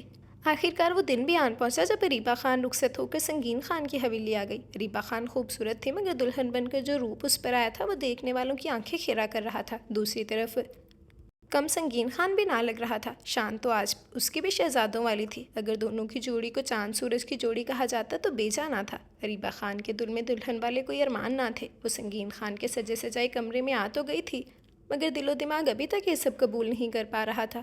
لوگوں کے سامنے بمشکل خود پر کنٹرول کیے رکھا، مگر جب وہ سنگین خان کے کمرے میں تنہا ہوئی تو اس کا دل نفرت کی شدت سے دھڑک اٹھا۔ سجی سجائی سیج اسے دہکتی ہوئی آگ لگ رہی تھی، جس پر بیٹھنے سے اس کا جسم جل کر خاکسر ہو جاتا۔ اس نے سب سے پہلے اپنے جسم پر موجود زیورات اتار کر پٹکنے شروع کر دیے، پھر اپنا عروسی جوڑا اتار کر سادہ سوٹ پہنا اور رگڑ رگڑ کر سارا میک اپ صاف کر دیا، اور پھر اس پر بھی بس نہ چلا تو سیج پر موجود پھول پتیوں کو زمین پر پھینکنا شروع کر دیا۔ ابھی وہ اس تخریبی کارروائی کو نہ جانے کتنی دیر جاری رکھتی کہ دفعتاً سنگین خان نے اپنے بیڈ روم میں قدم رکھا۔ کمرے کی حالت دیکھ کر تو وہ حق تک رہ گیا تھا۔ یہ تم کیا کر رہی ہو؟ یہ کیا حالت بنا رکھی ہے کمرے کی؟ حیرت کی شدت سے اس کی آواز نہیں نکل رہی تھی۔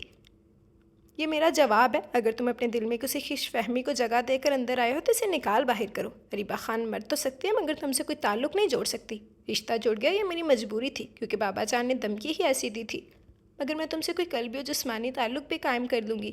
اس پھول میں کبھی مت رہنا تم۔ وہ لفظ چبا چبا کر بول رہی تھی اور سنگین خان دکھ کی شدت کے باعث گنگ ہو کر رہ گیا تھا۔ چند لمحوں بعد بولا بھی تو بس یہ، اریبہ خان، جسمانی تعلق قائم کرنا مرد کے لیے کبھی دشوار نہیں ہوتا، اور وہ بھی ایسی صورت میں جب وہ شرعی و قانونی حق رکھتا ہو، مگر سنگین خان کو زبردستی تعلقات بنانے کی عادت نہیں ہے۔ رشتہ جوڑنا تمہاری مجبوری تھی اور برقرار رکھنا میری مجبوری ہے، کیونکہ میں نام نہاد رشتہ توڑ کر دونوں خاندانوں کے بیچ نفرت کو جنم نہیں دینا چاہتا۔ لیکن یہ سنگین خان کا تم سے وعدہ ہے کہ وہ تم سے کوئی بھی تعلق تمہاری مرضی کے بغیر قائم نہیں کرے گا۔ میرے بابا نے زندگی میں پہلی بار میرے ساتھ اتنا بڑا ظلم کیا ہے۔ تمہارے ساتھ رہنا میرے لیے کسی عذاب سے کم نہیں۔ تمہیں دیکھتی ہوں تو مجھے اپنے چاچو کی خون میں نہائی ہوئی لاش دکھائی دیتی ہے۔ ان در و دیوار سے مجھے چاچو کی موت کی آہٹیں سنائی دیتی ہیں۔ اریبہ خان کانوں پر ہاتھ رکھ کر ہذیانی انداز میں بولی، اور سنگین خان کرب سے ہونٹ کاٹ کر رہ گیا تھا۔ میں تم لوگوں کو کیسے یقین دلاؤں کہ حیدر خان کے قتل میں میرا کوئی ہاتھ نہیں ہے؟ میں آج آخری بار کہہ رہا ہوں کہ وقت میری بے گناہی ضرور ثابت کرے گا، پھر تم لوگ اپنے کیے پر شرمندہ ہوگے، لیکن تب تک شاید سنگین خان تم لوگوں کو معاف نہ کر پائے۔ سنگین خان نے سرد انداز میں کہتے ہوئے بیڈ سے تکیہ اٹھایا اور صوفے کی طرف بڑھ گیا تھا۔ لاجورت نے دروازہ ہلکے سے نوک کیا اور سر اندر کر کے جھانکا۔ میں اندر آ جاؤں بابا جان؟ اس نے جھجکتے ہوئے اجازت چاہی۔ ارے آ جاؤ بیٹا، بھلا اس میں اجازت کی کیا بات ہے؟ شاہ نواز نے خوش ہو کر کہا تھا۔ میں آپ کے لیے چائے لائی تھی بابا جان۔ لاجورت نے کپ ان کی ٹیبل پر رکھا اور ریکس میں پڑی بکس کی طرف دیکھا تھا۔ تھینک یو بیٹا، جی خوش کر دیا۔ شاہ نواز نے پیار سے اس کے سر پر ہاتھ پھیرا تھا۔ بابا جان، یہ ساری بکس آپ کی ہیں؟ لاجورت کے لہجے میں اشتیاق تھا۔ ہاں بیٹا، مجھے اسٹڈی کرنے کا جنون کی حد تک شوق ہے، اور جہاں جاتا ہوں اپنے ساتھ بکس ضرور لاتا ہوں۔ میرے پاس ہر طرح کی بکس ہیں، شاعری کی، تاریخ، فلسفے، فکشن، سفر نامے، سب موضوعات پر بکس ہیں۔ اس کی دلچسپی دیکھتے ہوئے شاہ نواز نے تفصیل بتائی تھی۔ کیا میں کبھی کبھار بکس پڑھ سکتی ہوں؟ لاجورت نے ڈرتے ڈرتے کہا تھا۔ ارے کیوں نہیں بیٹا، مجھے بڑی خوشی ہوگی۔ میرے بچوں میں سے تو کسی کو بھی کتابوں سے شغف نہیں، بس کورس کی کتابیں پڑھ لیں کافی ہے۔ اب تم انہیں پڑھو گی تو مجھے بہت خوشی ہوگی۔ شاہ نواز بہت خوش ہوئے تھے۔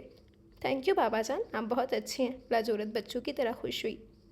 لاج بیٹا، میں تم سے بہت شرمندہ ہوں، میں تمہیں اس گھر میں تمہارا صحیح مقام نہیں دلا سکا۔ شاہ نواز شرمندہ انداز میں بولے۔ نہیں بابا جان، مجھے آپ سے کوئی گلہ نہیں۔ میرے بابا کہتے ہیں وقت ہمیشہ ایک سا نہیں رہتا، اور رات چاہے کتنی ہی کالی اور لمبی ہو، رات ہوتی ہے، آخر کو اس کی سحر ضرور نمودار ہوتی ہے، اور مجھے یقین ہے کہ اس رات کی سحر ضرور ہوگی۔ لاجورت اب پرعزم لہجے میں بولی تھی۔ انشاءاللہ بیٹا، میری دعا ہے کہ یہ صبح امید بہت جلد طلوع ہو۔ شاہ نواز نے اس کے سر پر ہاتھ رکھ کر پیار سے کہا۔ لاجورت ان سے ایک اچھی کتاب لے کر چلی آئی تھی۔ موسم کے تیور بہت خطرناک ہو رہے تھے۔ زوردار ہواؤں کے ساتھ بڑی زوردار بارش ہو رہی تھی۔ سبھی سر شام گھر واپس آ گئے تھے۔ شہباز کے سر میں شدید درد ہو رہا تھا، اس نے رات کا کھانا بھی نہیں کھایا۔ لاجورت کھانا سرو کرنے کے بعد ان کے لیے چائے اور ٹیبلٹ لے کر آئی تھی۔ ان کو چائے دینے کے بعد وہ واپس چلی گئی۔ ڈائننگ ٹیبل سے برتن وغیرہ سمیٹے، برتن دھو کر خشک کر کے رکھے، کچن سمیٹا، پھر عشاء کی نماز وہیں لاؤنج میں ادا کی۔ رات 10 بجے کے قریب وہ کمرے میں آئی تو دیکھا شہباز درد سے بے حال بیڈ پر بار بار سر پٹک رہا تھا۔ وہ کچھ دیر خاموشی سے دیکھتی رہی، پھر رہا نہ گیا تو ڈرتے ڈرتے قریب آئی تھی۔ اگر زیادہ تکلیف ہو رہی ہے تو میں آپ کا سر دبا دوں؟ اس نے جھجکتے ہوئے کہا۔ شہباز جو عام حالات میں اسے پاس کبھی آنے نہ دیتے تھے، اس وقت درد کی شدت سے بے حال ہوتے سر ہلا کر اجازت دے دی۔ لاجورت سمٹ کر بیڈ پر اس کے سرہانے بیٹھی اور ہولے ہولے اس کا سر دبانے لگی۔ اس کی پیشانی بہت گرم ہو رہی تھی۔ اس کے ہاتھوں کا لمس شہباز کو بہت پرلطف محسوس ہو رہا تھا۔ آہستہ آہستہ وہ غنودگی میں چلا گیا۔ لاجورت دن بھر کی تھکی ہوئی تھی، نہ جانے کس وقت اس کا سر دباتے دباتے نیند میں چلی گئی۔ رات کے پچھلے پہر شہباز کی آنکھ کھلی تو دیکھا وہ اس کے بیڈ پر اس کے سرہانے آڑی ترچھی سوئی ہوئی تھی۔ اس کی حسین لمبی زلفیں اس پر سایہ فگن تھی۔ سوتے میں اس کا معصوم حسن توبہ شکل لگ رہا تھا۔ شہباز نے اس کے حسن سے آنکھیں چرانے کی سر توڑ کوشش کی، مگر کب تک؟ حسن، توبہ شکن، رشتہ شرعی و قانونی اور رات فسوں خیز، وہ اپنے فطری جذبوں پر قابو نہ رکھ پایا، اور اسی لمحے لاجورت کی آنکھ کھل گئی۔ اپنی پوزیشن دیکھ کر بری طرح سٹ پٹائی۔ اس نے فوراً اٹھنا چاہا، مگر تب تک بہت دیر ہو چکی تھی۔ دو مضبوط ہاتھوں نے بڑھ کر اسے اپنی آغوش میں سمیٹ لیا، اور پھر اس کی ہر مزاحمت بیکار ہوتی چلی گئی۔ پھر دونوں جذبات کی رو میں بہتے چلے گئے، اور رات دھیرے دھیرے ان پر پیار کی بارش برساتی گزرتی چلی گئی تھی۔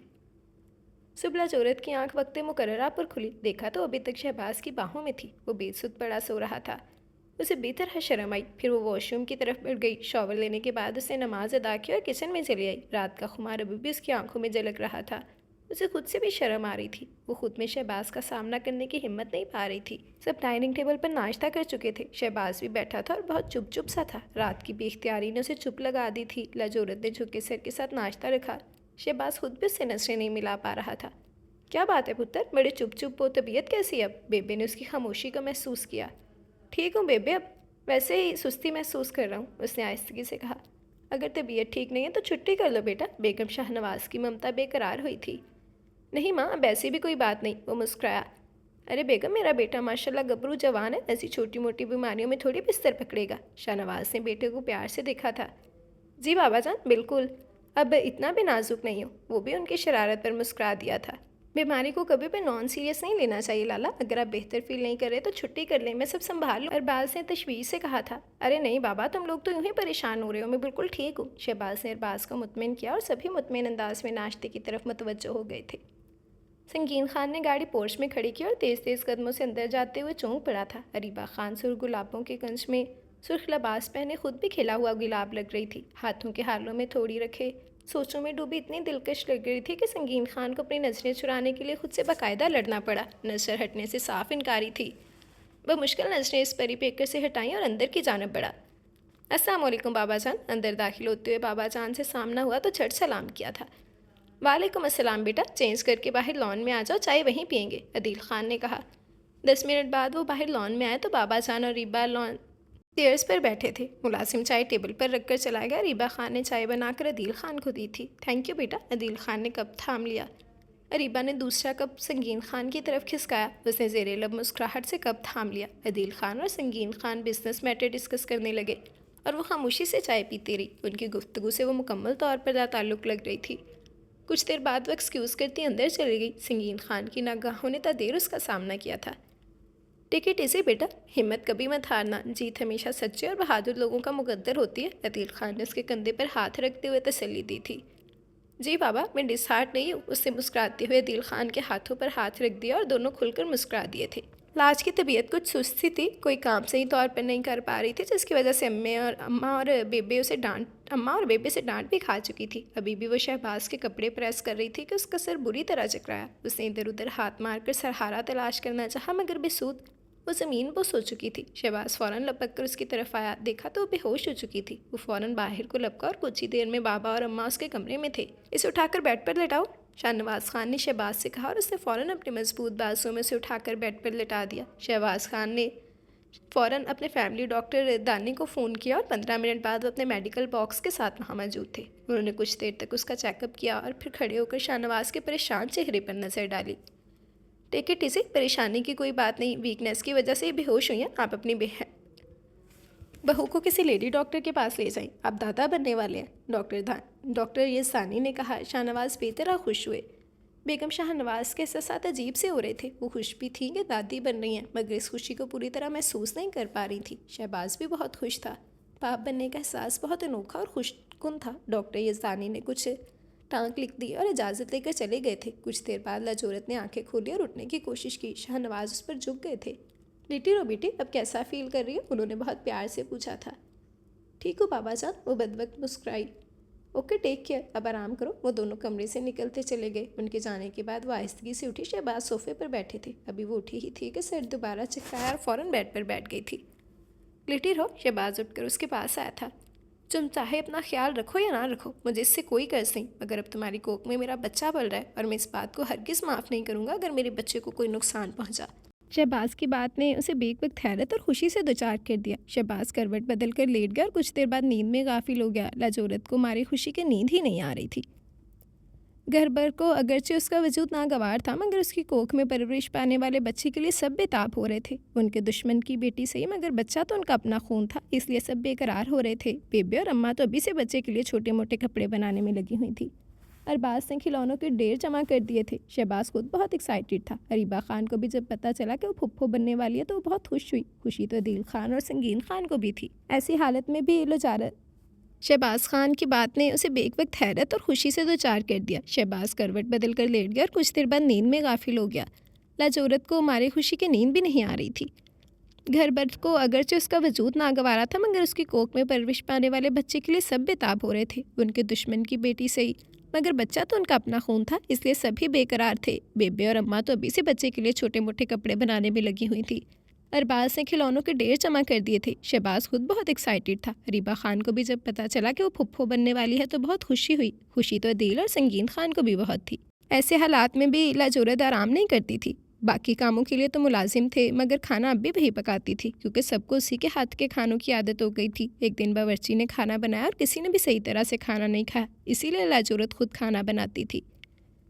اریبہ خان بیڈ پر لیٹی ٹی وی پروگرام دیکھ رہی تھی۔ سنگین خان وارڈروب کھولے اپنے لیے کپڑے سلیکٹ کر رہے تھے۔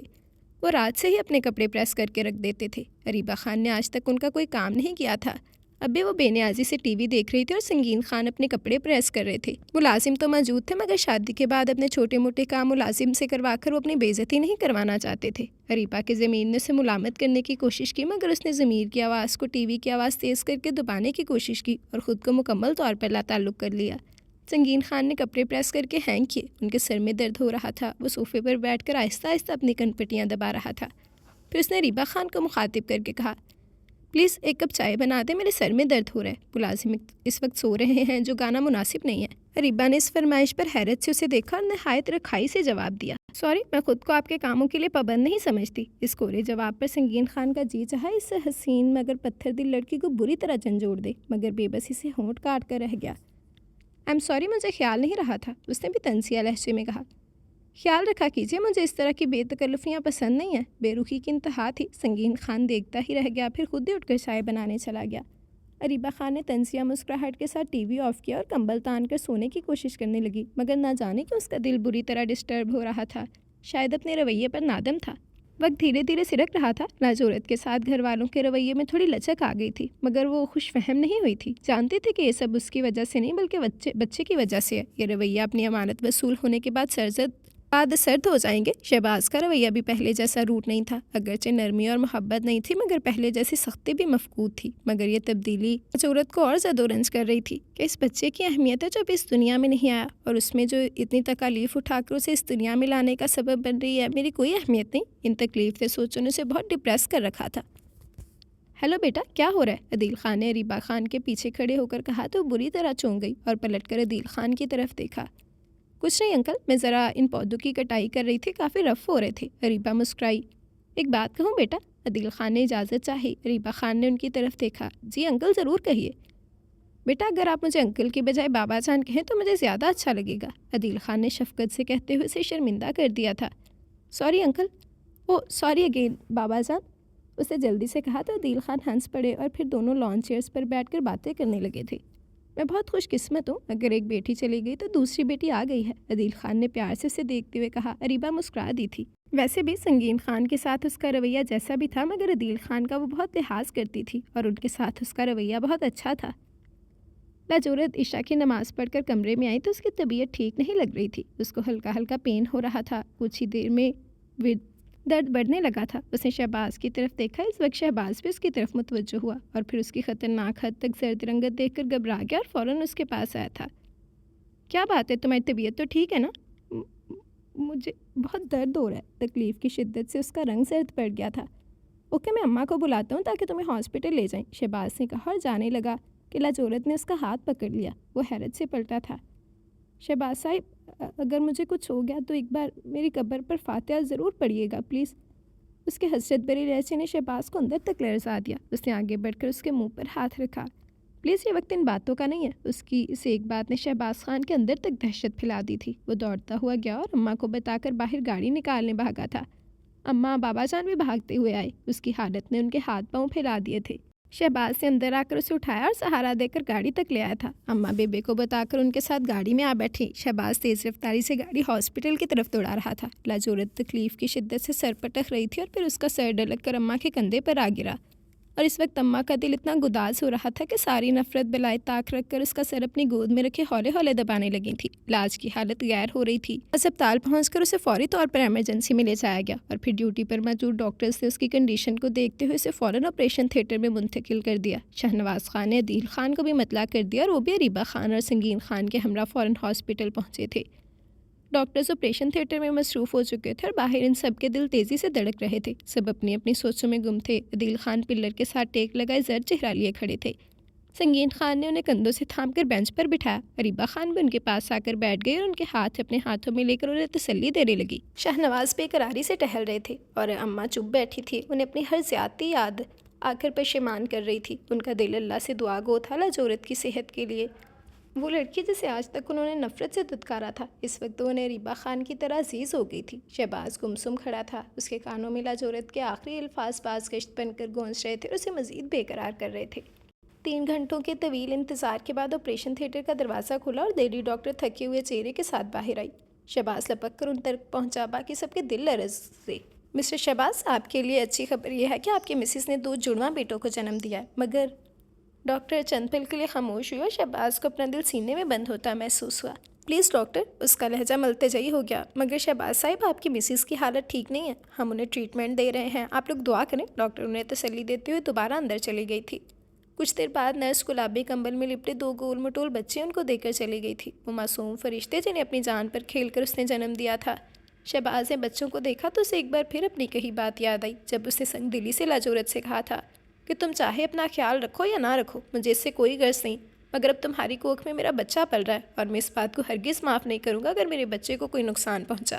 اور واقعی لاجورت نے اس سے بچوں کو کوئی نقصان نہیں پہنچنے دیا تھا، مگر پھر بھی اس کا ناقابل تلافی نقصان کر گئی تھی۔ آج اس لمحے اسے لگا وہ اپنی زندگی کی ساری جمع پونجی ہار رہا ہے۔ وقت چون چون گزرتا جا رہا تھا، ان کے چہروں پر خوف کے سائے گہرے ہو رہے تھے، سب کی بے قراری میں اضافہ ہو رہا تھا، سبھی ندامت سے چور اس کے لیے دعا گو تھے جسے آج تک درخور اتنا نہ سمجھا تھا۔ سنگین خان کی آنکھیں شدت ضبط سے سرخ ہو رہی تھیں۔ لاجورت اس کی اکلوتی بہن اسے بہت عزیز تھی، وہ بار بار لب کاٹ رہا تھا، پھر ہولے ہولے چلتا شہباز کے پاس آیا اور اس کے کندھے پر ہاتھ رکھ دیا۔ بیٹھ جاؤ شہباز، اللہ خیر کرے گا۔ شہباز نے اس کی طرف دیکھا اور پھر اس کے گلے لگ گیا اور ضبط کے سارے بندھن ٹوٹ گئے۔ آج بھی اس شخص کے سینے میں منہ چھپائے دل کا بوجھ ہلکا کر رہا تھا جس سے وہ شدید ترین نفرت کرتا تھا۔ سنگین خان نے اسے کھل کر رونے دیا اور پھر آرام سے اسے بینچ پر بٹھا دیا، اور پھر جب اس کی آنکھوں میں امید کے دیے بجھنے لگے تھے کہ آپریشن تھیٹر کا دروازہ ایک بار پھر کھولا، اور اس بار لیڈی ڈاکٹر کے چہرے پر تھکاوٹ کے باوجود ہلکی مسکراہٹ تھی۔ شہباز بے قراری سے لبکا تھا۔ مبارک ہو شہباز صاحب، آپ کی مسز کو ہوش آ گیا اور اب ان کی حالت خطرے سے باہر ہے۔ ڈاکٹر نے گویا ان کے نیم مردہ جسموں میں جان ڈال دی تھی۔ سبھی کے چہروں پر مسرت کی لہر دوڑ گئی اور سبھی ایک دوسرے کو مبارکباد دینے لگے۔ لاجورت کو روم میں شفٹ کیا گیا، سبھی فردن فردن اس کے پاس آئے، پھر بچوں کو لاجورت کے پاس لایا گیا اور انہیں دیکھ کر اس کے سارے زخم منمل ہوتے چلے گئے۔ پھر بابا جان نے اریبہ سے کہا کہ وہ بچوں کو لے کر گاڑی میں بیٹھے، وہ بچوں کو بیبے کے پاس لے جانا چاہتے تھے۔ بیبی لاؤنج میں بے قراری سے بیٹھی تھی، بار بار دروازے کی طرف دیکھتے سخت بے چینی کا شکار ہو رہی تھی۔ اتنے میں شاہنواز اندر داخل ہوئے اور بچوں کو ان کی گود میں ڈال دیا۔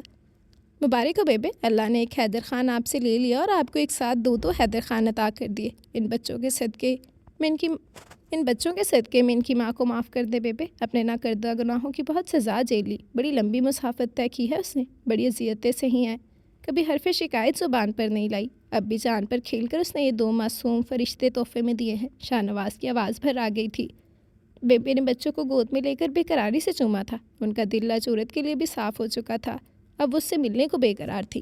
دوسری طرف ملک بہادر اور ان کے بیٹے حسد کی آگ میں جل رہے تھے۔ دیکھ لے بابا، آپ کہہ رہے تھے کہ سب ٹھیک ہو جائے گا، عدیل خان کی بیٹی وہاں کبھی بہو کا درجہ نہیں پا سکے گی، مگر وہ تو وہاں اور بھی مضبوط ہو گئی ہے، وہ ایک نہیں اکٹھے 2 وارث پیدا کر کے اپنے پاؤں مضبوط کر چکی ہے، اور یہاں ہم صرف اپنے دلوں کو جھوٹی تسلیوں سے بہلا رہے ہیں۔ ملک جبار کے لہجے میں زخمی سانپ کی سی پھنکار تھی۔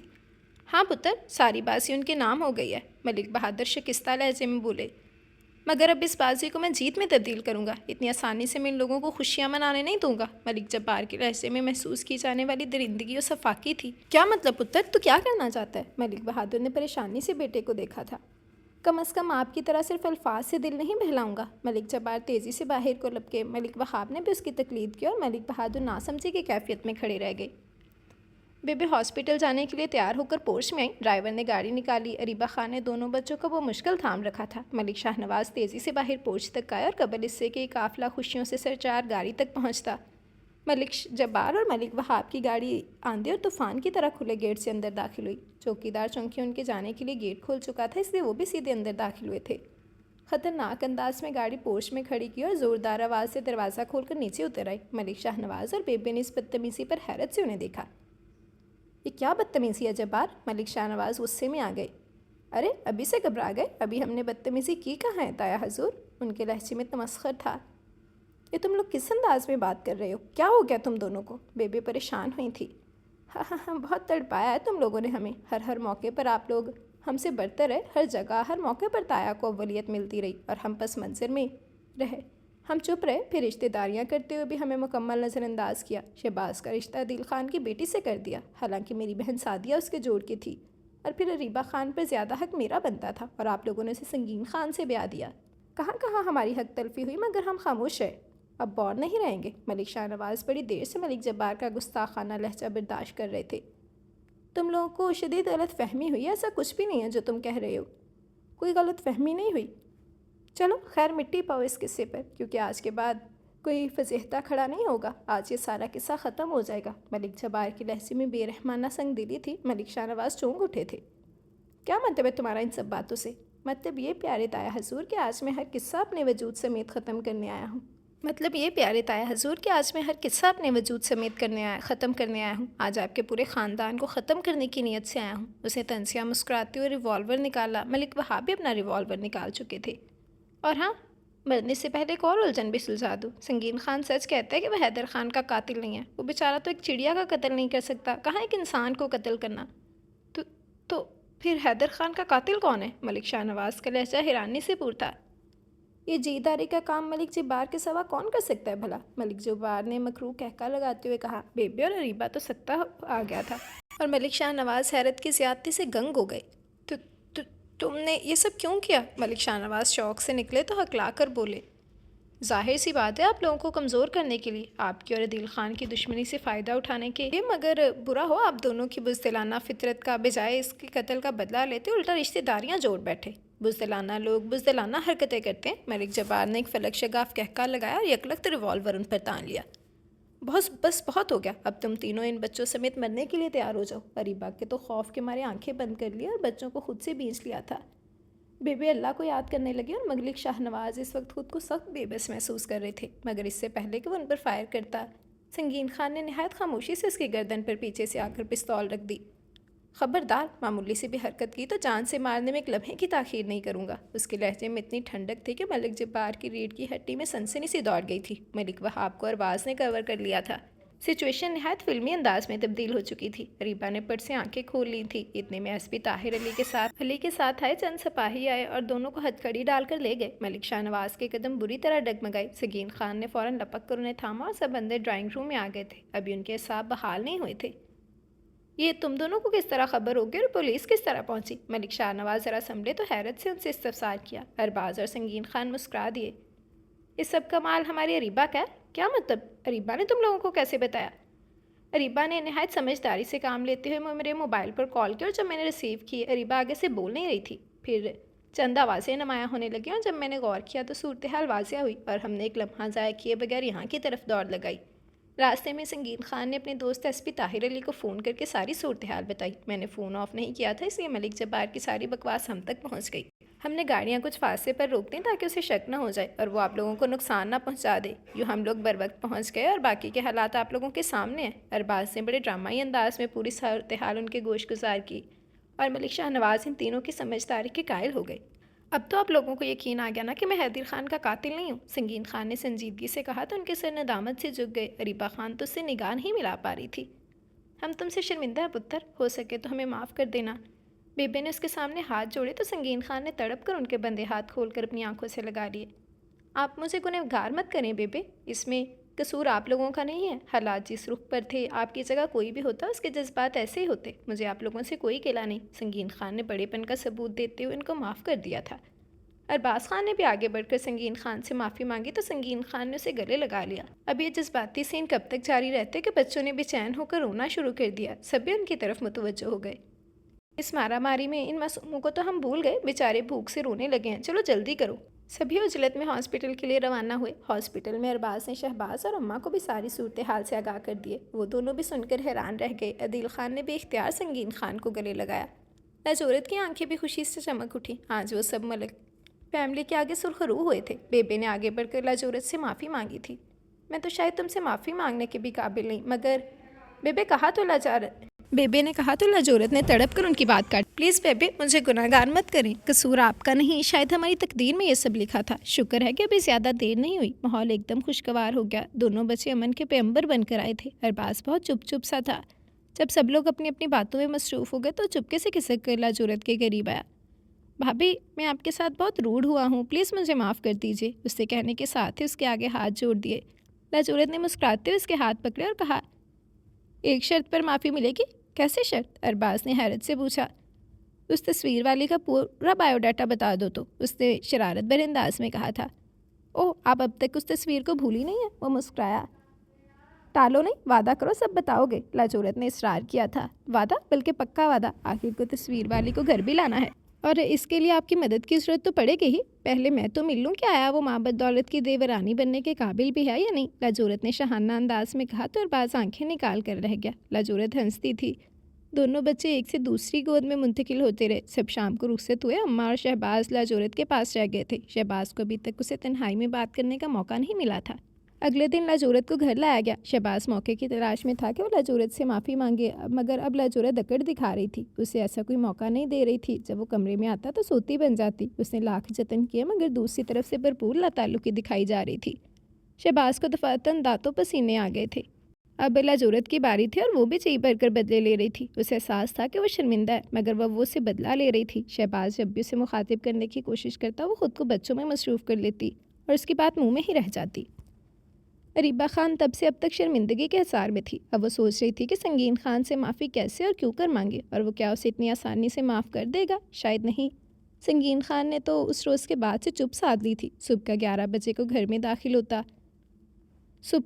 رات کو گھر میں داخل ہوتا اور کسی سے بات کیے بنا بیڈ روم کا رخ کرتا، اور جب اریبہ خان کمرے میں ہوتی تو وہ گہری نیند میں ہوتا۔ ہمت تو اس کی ویسے بھی نہیں ہو رہی تھی، اور اب سنگین خان کے ایسے رویے سے وہ بالکل ہی ہمت ہار گئی تھی۔ الفاظ ترتیب دیتی کہ اسے یہ کہنا ہے، کیسے کہنا ہے، مگر جو ہی وہ گھر میں داخل ہوتا اس کے چہرے کے سرد اور لاتعلق تاثرات کو دیکھ کر سب الفاظ بھگ سے اس کے دماغ سے نکل جاتے۔ وہ سخت چنچلا رہی تھی۔ یا اللہ، یہ آنکھ میں چولی کب تک جاری رہے گی؟ عدیل خان بھی حج پر جا چکے تھے، ورنہ شاید انہیں سے مدد لے لیتی، خود تو اس میں حوصلہ ہی نہیں پڑ رہا تھا۔ بیبے نے اعلان کیا تھا کہ لاجورت کا غسل صحت اور بچوں کا عقیقہ عید کے روز ہوگا، تاکہ سارے فیملی ممبرز اور خاندان کے لوگ خوشیوں کے موقع پر اکٹھے ہو جائیں۔ گھر میں عید کے ساتھ ساتھ اس دعوت خاص کے لیے بھی تیاریاں زور و شور سے جاری تھیں۔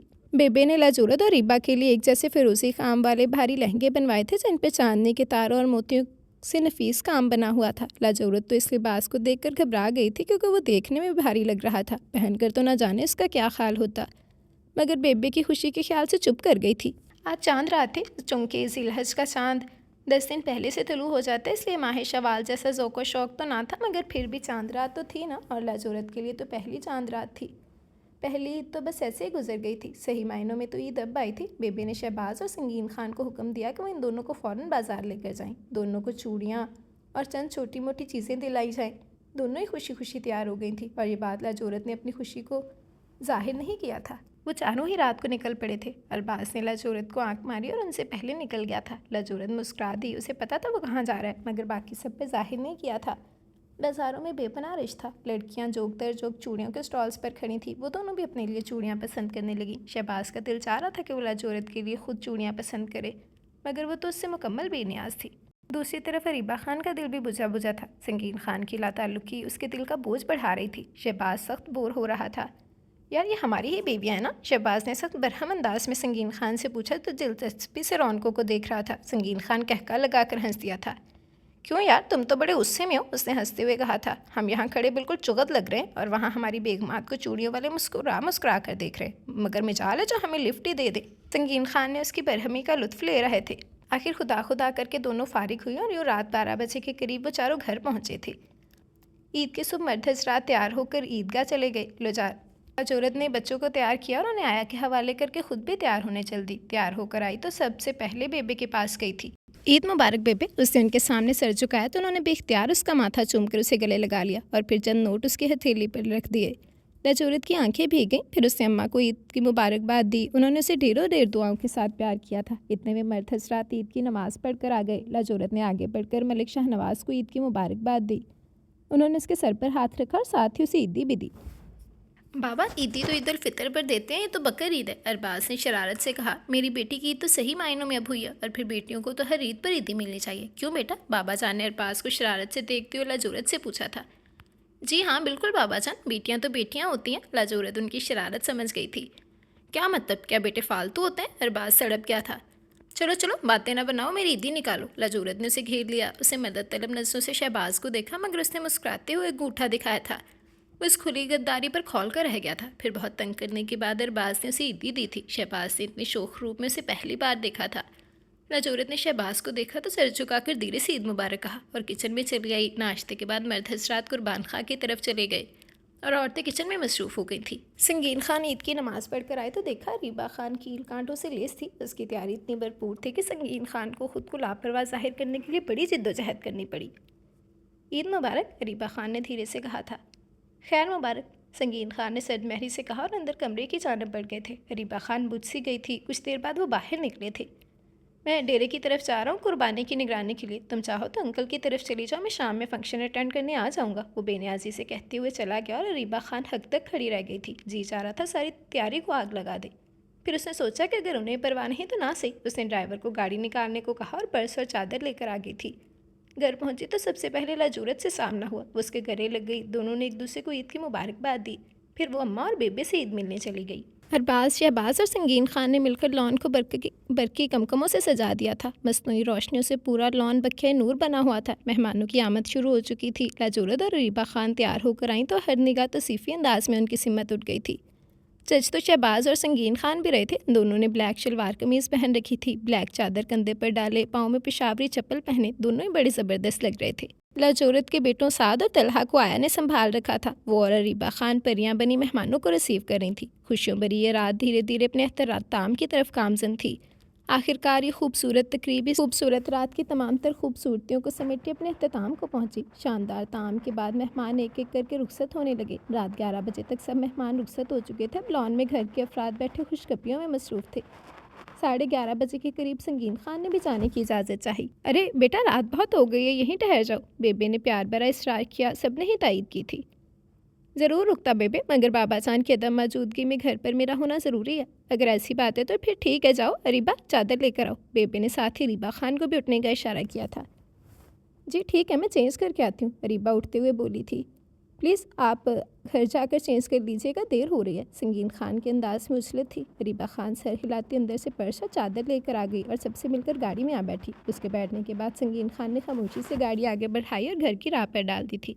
दोनों बच्चों को आया ने सुला दिया था। दोनों ही फीडर पीते थे, इसलिए भी लाजूरत को ज़्यादा फिक्र नहीं होती थी। वो काफ़ी थकी हुई थी। उसने सोचा कि शहबाज के कमरे से आने से पहले ही सो जाए, मगर जो ही वो कमरे में आई शहबाज को बेड पर लेटे देखकर चौंक गई थी। अभी वो ड्रेसिंग रूम में जाने के लिए आगे बढ़ी ही थी कि शहबाज उसका इरादा भांप कर उसकी राह में आ गया था।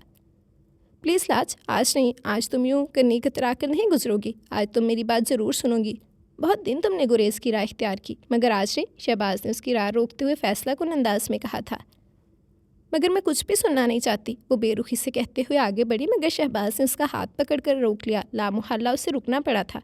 लाज, मैं जानता हूँ कि मैं बहुत रूड रहा हूँ तुम्हारे साथ, बहुत ज़्यादतियाँ की हैं मैंने तुम्हारे साथ, तुम्हें ना करदा गुनाहों की सज़ा देता आया हूँ।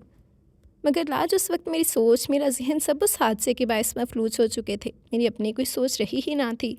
मेरा जहन कुछ भी तस्लीम करने को तैयार ना था। इस तरह करके तकलीफ़ अगर तुम्हें दी है तो अजियत खुद भी सहता रहा हूँ। आंसू तुम्हारी आंखों से टपके हैं तो इश्क मेरे दिल पर भी गिरते रहे हैं। रज चुके तुम्हारी आंखों ने काटे हैं तो सोया मैं भी नहीं। तकलीफ़ तुम्हें हुई तो तड़पा मैं भी हूँ। शहबाज सांस लेने को रुका। लाज खामोशी से सुनती रही। तुम सोच रही होगी कि आज चूँकि सारी हकीकतों पर से पर्दा उठ गया है तो मैं तुमसे ये सब कुछ कह रहा हूँ। नहीं लाज, जब तुम हॉस्पिटल में ज़िंदगी और मौत की कश्मकश में मुब्तला थी और डॉक्टर तुम्हारी ज़िंदगी से नाउम्मीद हो चुके थे, तब मैंने जाना कि शहबाज की ज़िंदगी तो लाज है। लाज उसकी ज़िंदगी से निकल गई तो शहबाज के पास क्या रह जाएगा? शायद सांस लेने का जवाज़ भी नहीं। जिंदा दरगोद हो जाता मलिक शहबाज। और फिर मैंने अपने रब से रो रो कर गिड़गिड़ा कर तुम्हारी ज़िंदगी की भीख मांगी। और मैं रब ताला का शुक्रगुजार हूँ जिसने मुझे मेरी पहली मोहब्बत लौटा दी, जिसे मैं अपनी निदान कहा तो खोने चला था। शहबाज खान ने कहा तो उसकी आखिरी बात ने लाजूरत को बुरी तरह चौंका दिया और वो टुकर टुकर उसकी तरफ देखने लगी। हैरान हो रही हो ना? हाँ लाज, मोहब्बत तो मैं तुमसे उस वक्त से करता हूँ जब मुझे मोहब्बत के मफ़हूम भी सही तरह से मालूम नहीं थी। तुम्हें शायद याद ना हो, ये उन दिनों की बात है जब मैं सेकंड ईयर में पढ़ता था। तुम उस वक्त शायद स्कूल में पढ़ती थी। एक दिन कॉलेज से वापसी पर मेरी साइकिल ने तुम्हें टक्कर मार दी थी और तुम अपनी मोटी मोटी आंखों में आंसू से मुझे गुस्से से मेरी तरफ देख रही थी। और वो लम्हा पूरी जज़ियात समेत मेरे दिल पर नक्श हो गया।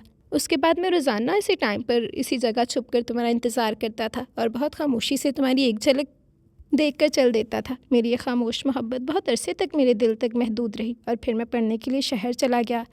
مگر تم سے محبت کا جنون روز روشن کی طرح موجود تھا۔ لاجورت دم بخود یہ سب سن رہی تھی۔ ہمارے خاندانوں کے بیچ دشمنی کا مجھے علم تھا، مگر میں جانتا تھا کہ اس دشمنی میں اب دم خم نہیں رہا، اور پھر مجھے یقین تھا کہ بابا میری بات ضرور مانیں گے۔ مگر تقدیر ہمارے ساتھ کون سا کھیل کھیلنے والی تھی یہ میں بھی نہیں جانتا تھا۔ تم خود بخود مجھ تک آ گئی، مگر تب میرا ذہن بہت پرکندہ ہو چکا تھا۔ اب باقی کی ساری صورتحال تمہارے سامنے ہے، اب چاہو تو مجھے معاف کر دو، چاہو تو مجھ سے منہ موڑ لو۔ شہباز نے ساری بات ختم کر کے گہری سانس لی اور آہستگی سے اٹھا اور چلتا ہوا کھڑکی میں جا کھڑا ہوا۔ لاجورت چپ چاپ اس ساری صورتحال کو سمجھنے کی کوشش کر رہی تھی۔ دوسری طرف اس کی چپ شہباز کے دل کو دھڑکا رہی تھی۔ اس کے دل میں وسوسے جنم لے رہے تھے۔ کافی دیر کمرے کی فضا میں خاموشی طاری رہی، اور جب شہباز اس کی طرف سے کسی قسم کی پیش رفت سے مایوس ہو چکا تھا کہ وہ آہستہ آہستہ چلتی ہوئی اس کے پیچھے جا کھڑی ہوئی۔ اس دن اس اتفاقی حادثے نے اگر آپ کو دل کی دنیا میں تبدیلی لائی تھی تو اس کے اثر سے محفوظ میں بھی نہ رہ پائی تھی۔ آپ کی چمکتی حیران آنکھوں نے میرے دل پر بھی نقب لگائی تھی۔ پہروں میں آپ کو سوچتی رہی تھی۔ آپ کو کھو دینے کا تصور سہانے روح لگتا تھا، اور آپ کو پانا ایک خواب۔ پھر جب حادثاتی طور پر آپ کا ساتھ ملا تو میں خود کو اپنی قسمت پر نازاں تھی، خود کو خوش قسمت تصور کر رہی تھی۔ مگر یہاں آ کر آپ کی نفرت ملی تو دل کو بہت تکلیف ہوئی، لیکن میں نے صبر سے تمام حالات کا مقابلہ کیا، اور آج آپ اپنی محبتوں سمیت صرف میرے ہیں۔ اس کی پشت پر پیشانی ٹکائے لاجورت دھیرے دھیرے بولتی چلی گئی۔ شہباز حیرت سے پلٹا۔ تم سچ کہہ رہی ہو کیا؟ تم بھی مجھ سے پیار کرتی تھی؟ شہباز نے اسے کندھوں سے پکڑ کر جھنجھوڑ ڈالا تھا۔ اس نے مسکراتے ہوئے دھیرے سے اقرار کیا۔ پھر تم نے مجھے عید کی مبارکباد کیوں نہیں دی تھی؟ شہباز نے چھیڑا۔ دی تو تھی، لاش نے کہا۔ ایسی روکھی پی کی مبارکباد ماں بدولت کو قبول نہیں۔ شہباز نے اسے خود سے قریب کیا تو وہ بری طرح سٹپٹا گئی تھی۔ پہلے میری عیدی نکالے۔ اس نے اپنی ہتھیلی سامنے پھیلائی اور شہباز نے اس کی پھیلی ہتھیلی کو تھام کر اس پر اپنے پیاس سے لب رکھ دیے تھے، اور پھر اسے اپنے ساتھ بھی ایک الماری کی طرف بڑھا۔ الماری کا لاک کھول کر اس میں سے ڈھیروں پیکٹ باہر نکالے تھے۔ یہ سب کیا ہے؟ لاج حیران ہوئی تھی۔ یہ تمہارے گفٹس جو میں نے مختلف مواقع پر تمہارے لے لیے ہیں۔ وہ ہر موقع پر لیا گیا گفٹ اسے دے ہوئے بولا، اور لاجورت اتنی محبت پر نازا ہو گئی۔ واقعی اللہ تعالیٰ اپنے بندوں سے 70 ماؤں سے زیادہ پیار کرتا ہے۔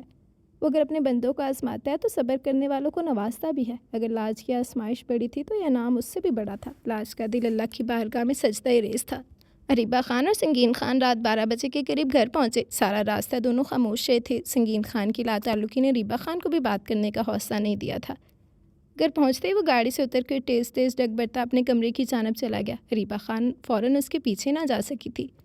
کچھ تو اپنے بنے سورے روپ سے شرما رہی تھی، اور کچھ سنگین خان کا سرد انداز بے حوصلہ کر رہا تھا۔ وہ کچھ دیر وہیں لاؤنج میں بیٹھی رہی، مگر کب تک؟ آخر اٹھی اور کمرے میں چلی آئی، اور سنگین خان کو پیکنگ کرتے دیکھ کر حیران رہ گئی تھی۔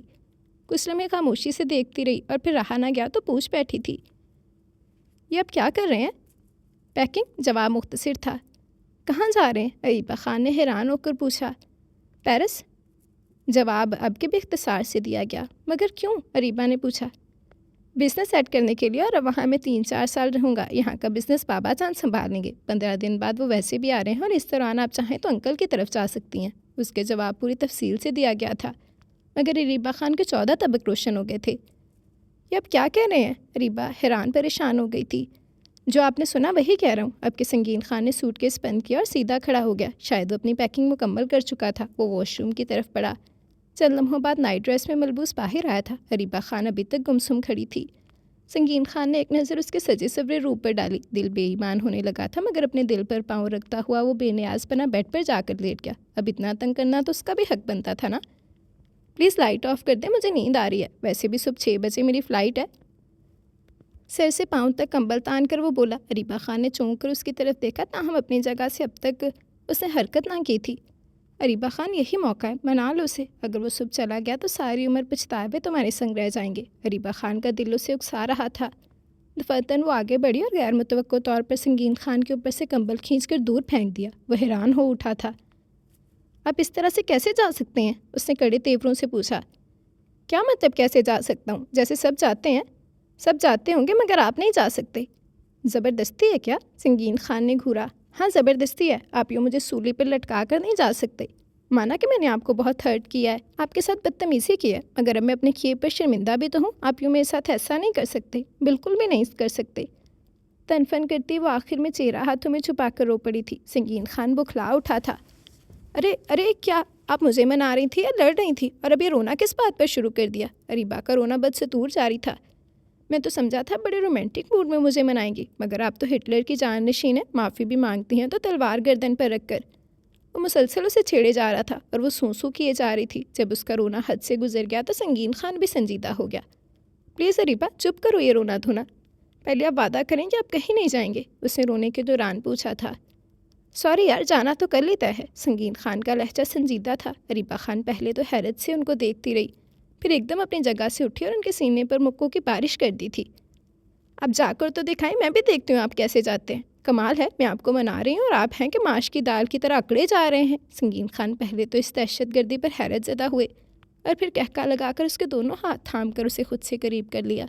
ارے بابا، میں تو مذاق کر رہا تھا، تم آج اتنی حسین لگ رہی تھی کہ آج تو تمہیں 7 خون بھی معاف تھے۔ اس کا لہجہ غمگیر ہوتا گیا اور اب سٹ پٹانے کی باری اریبہ خان کی تھی۔ اپنی دیوانگی اور اپنی حالت پر ڈھیروں ڈھیر شرم آنے لگی تھی۔ سنگین خان نے اس کی حالت سے محظوظ ہوا تھا۔ اب تو آپ نہیں جائیں گے؟ اریبہ نے دھیرے سے پوچھا۔ جانا تو پھر بھی ہے، سنگین خان نے لب دبا کر سنجیدگی اختیار کی تھی۔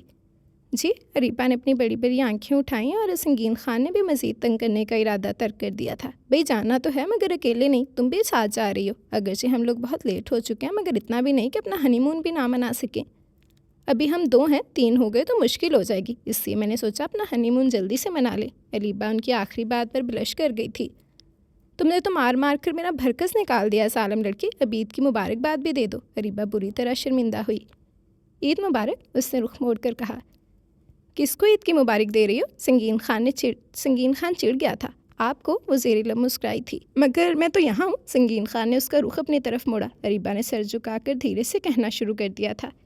عید مبارک، خیر مبارک، سنگین خان نے اس کی آنکھوں میں جھانکتے ہوئے کہا اور دونوں ہی دل کھول کر مسکرا دیے تھے۔ ختم شد۔ جی تو یہ تھا ہمارا آج کا ناول۔ امید کرتی ہوں کہ آپ لوگوں کو پسند آیا ہوگا۔ اپنی رائے کا اظہار ضرور کیجیے گا کہ آج کی سٹوری آپ لوگوں کو کیسی لگی۔ آپ سب کی رائے کا، آپ سب کے کمنٹس کا بے صبری سے انتظار رہے گا۔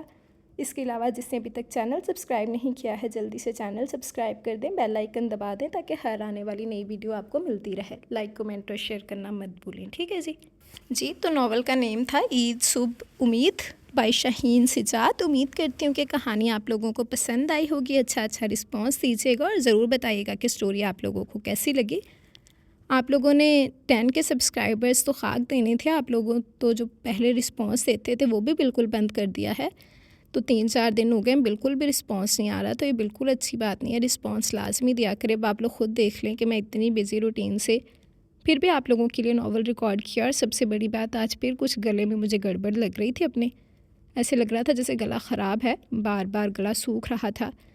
اس کے باوجود میں نے اپنی ریکارڈنگ کمپلیٹ کی۔ پھر اتنی زیادہ مصروفیات ہیں، عید ملنے جانا ہے، کچھ لوگ عید ملنے آ رہے ہیں، لیکن پھر بھی میں نے آپ لوگوں کے لیے وقت نکالا۔ تو آپ لوگ بھی رسپانس لازمی دیا کریں، ٹھیک ہے نا؟ مجھے اچھا رسپانس دیجیے گا اور ضرور بتائیے گا کہ آج کی سٹوری آپ لوگوں کو کیسی لگی۔ آپ سب کی رائے کا، آپ سب کے کمنٹس کا میں بے صبری سے انتظار کروں گی۔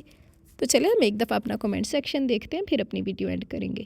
جی تو چلیے ہم کمنٹ سیکشن دیکھتے ہیں۔ سب سے پہلے نیونا یوٹیوبر کہہ رہے ہیں بہت ہی خوبصورت رائٹنگ، ریئر لائف بیس، تھینک یو ویری مچ، آپ کو اچھی لگی، مجھے خوشی ہوئی۔ آگے بھی آپ کی رائے کا بے صبری سے انتظار رہے گا۔ ویسے آپ بھی کافی عرصے بعد آئی ہیں، کہاں غائب ہو گئی تھی؟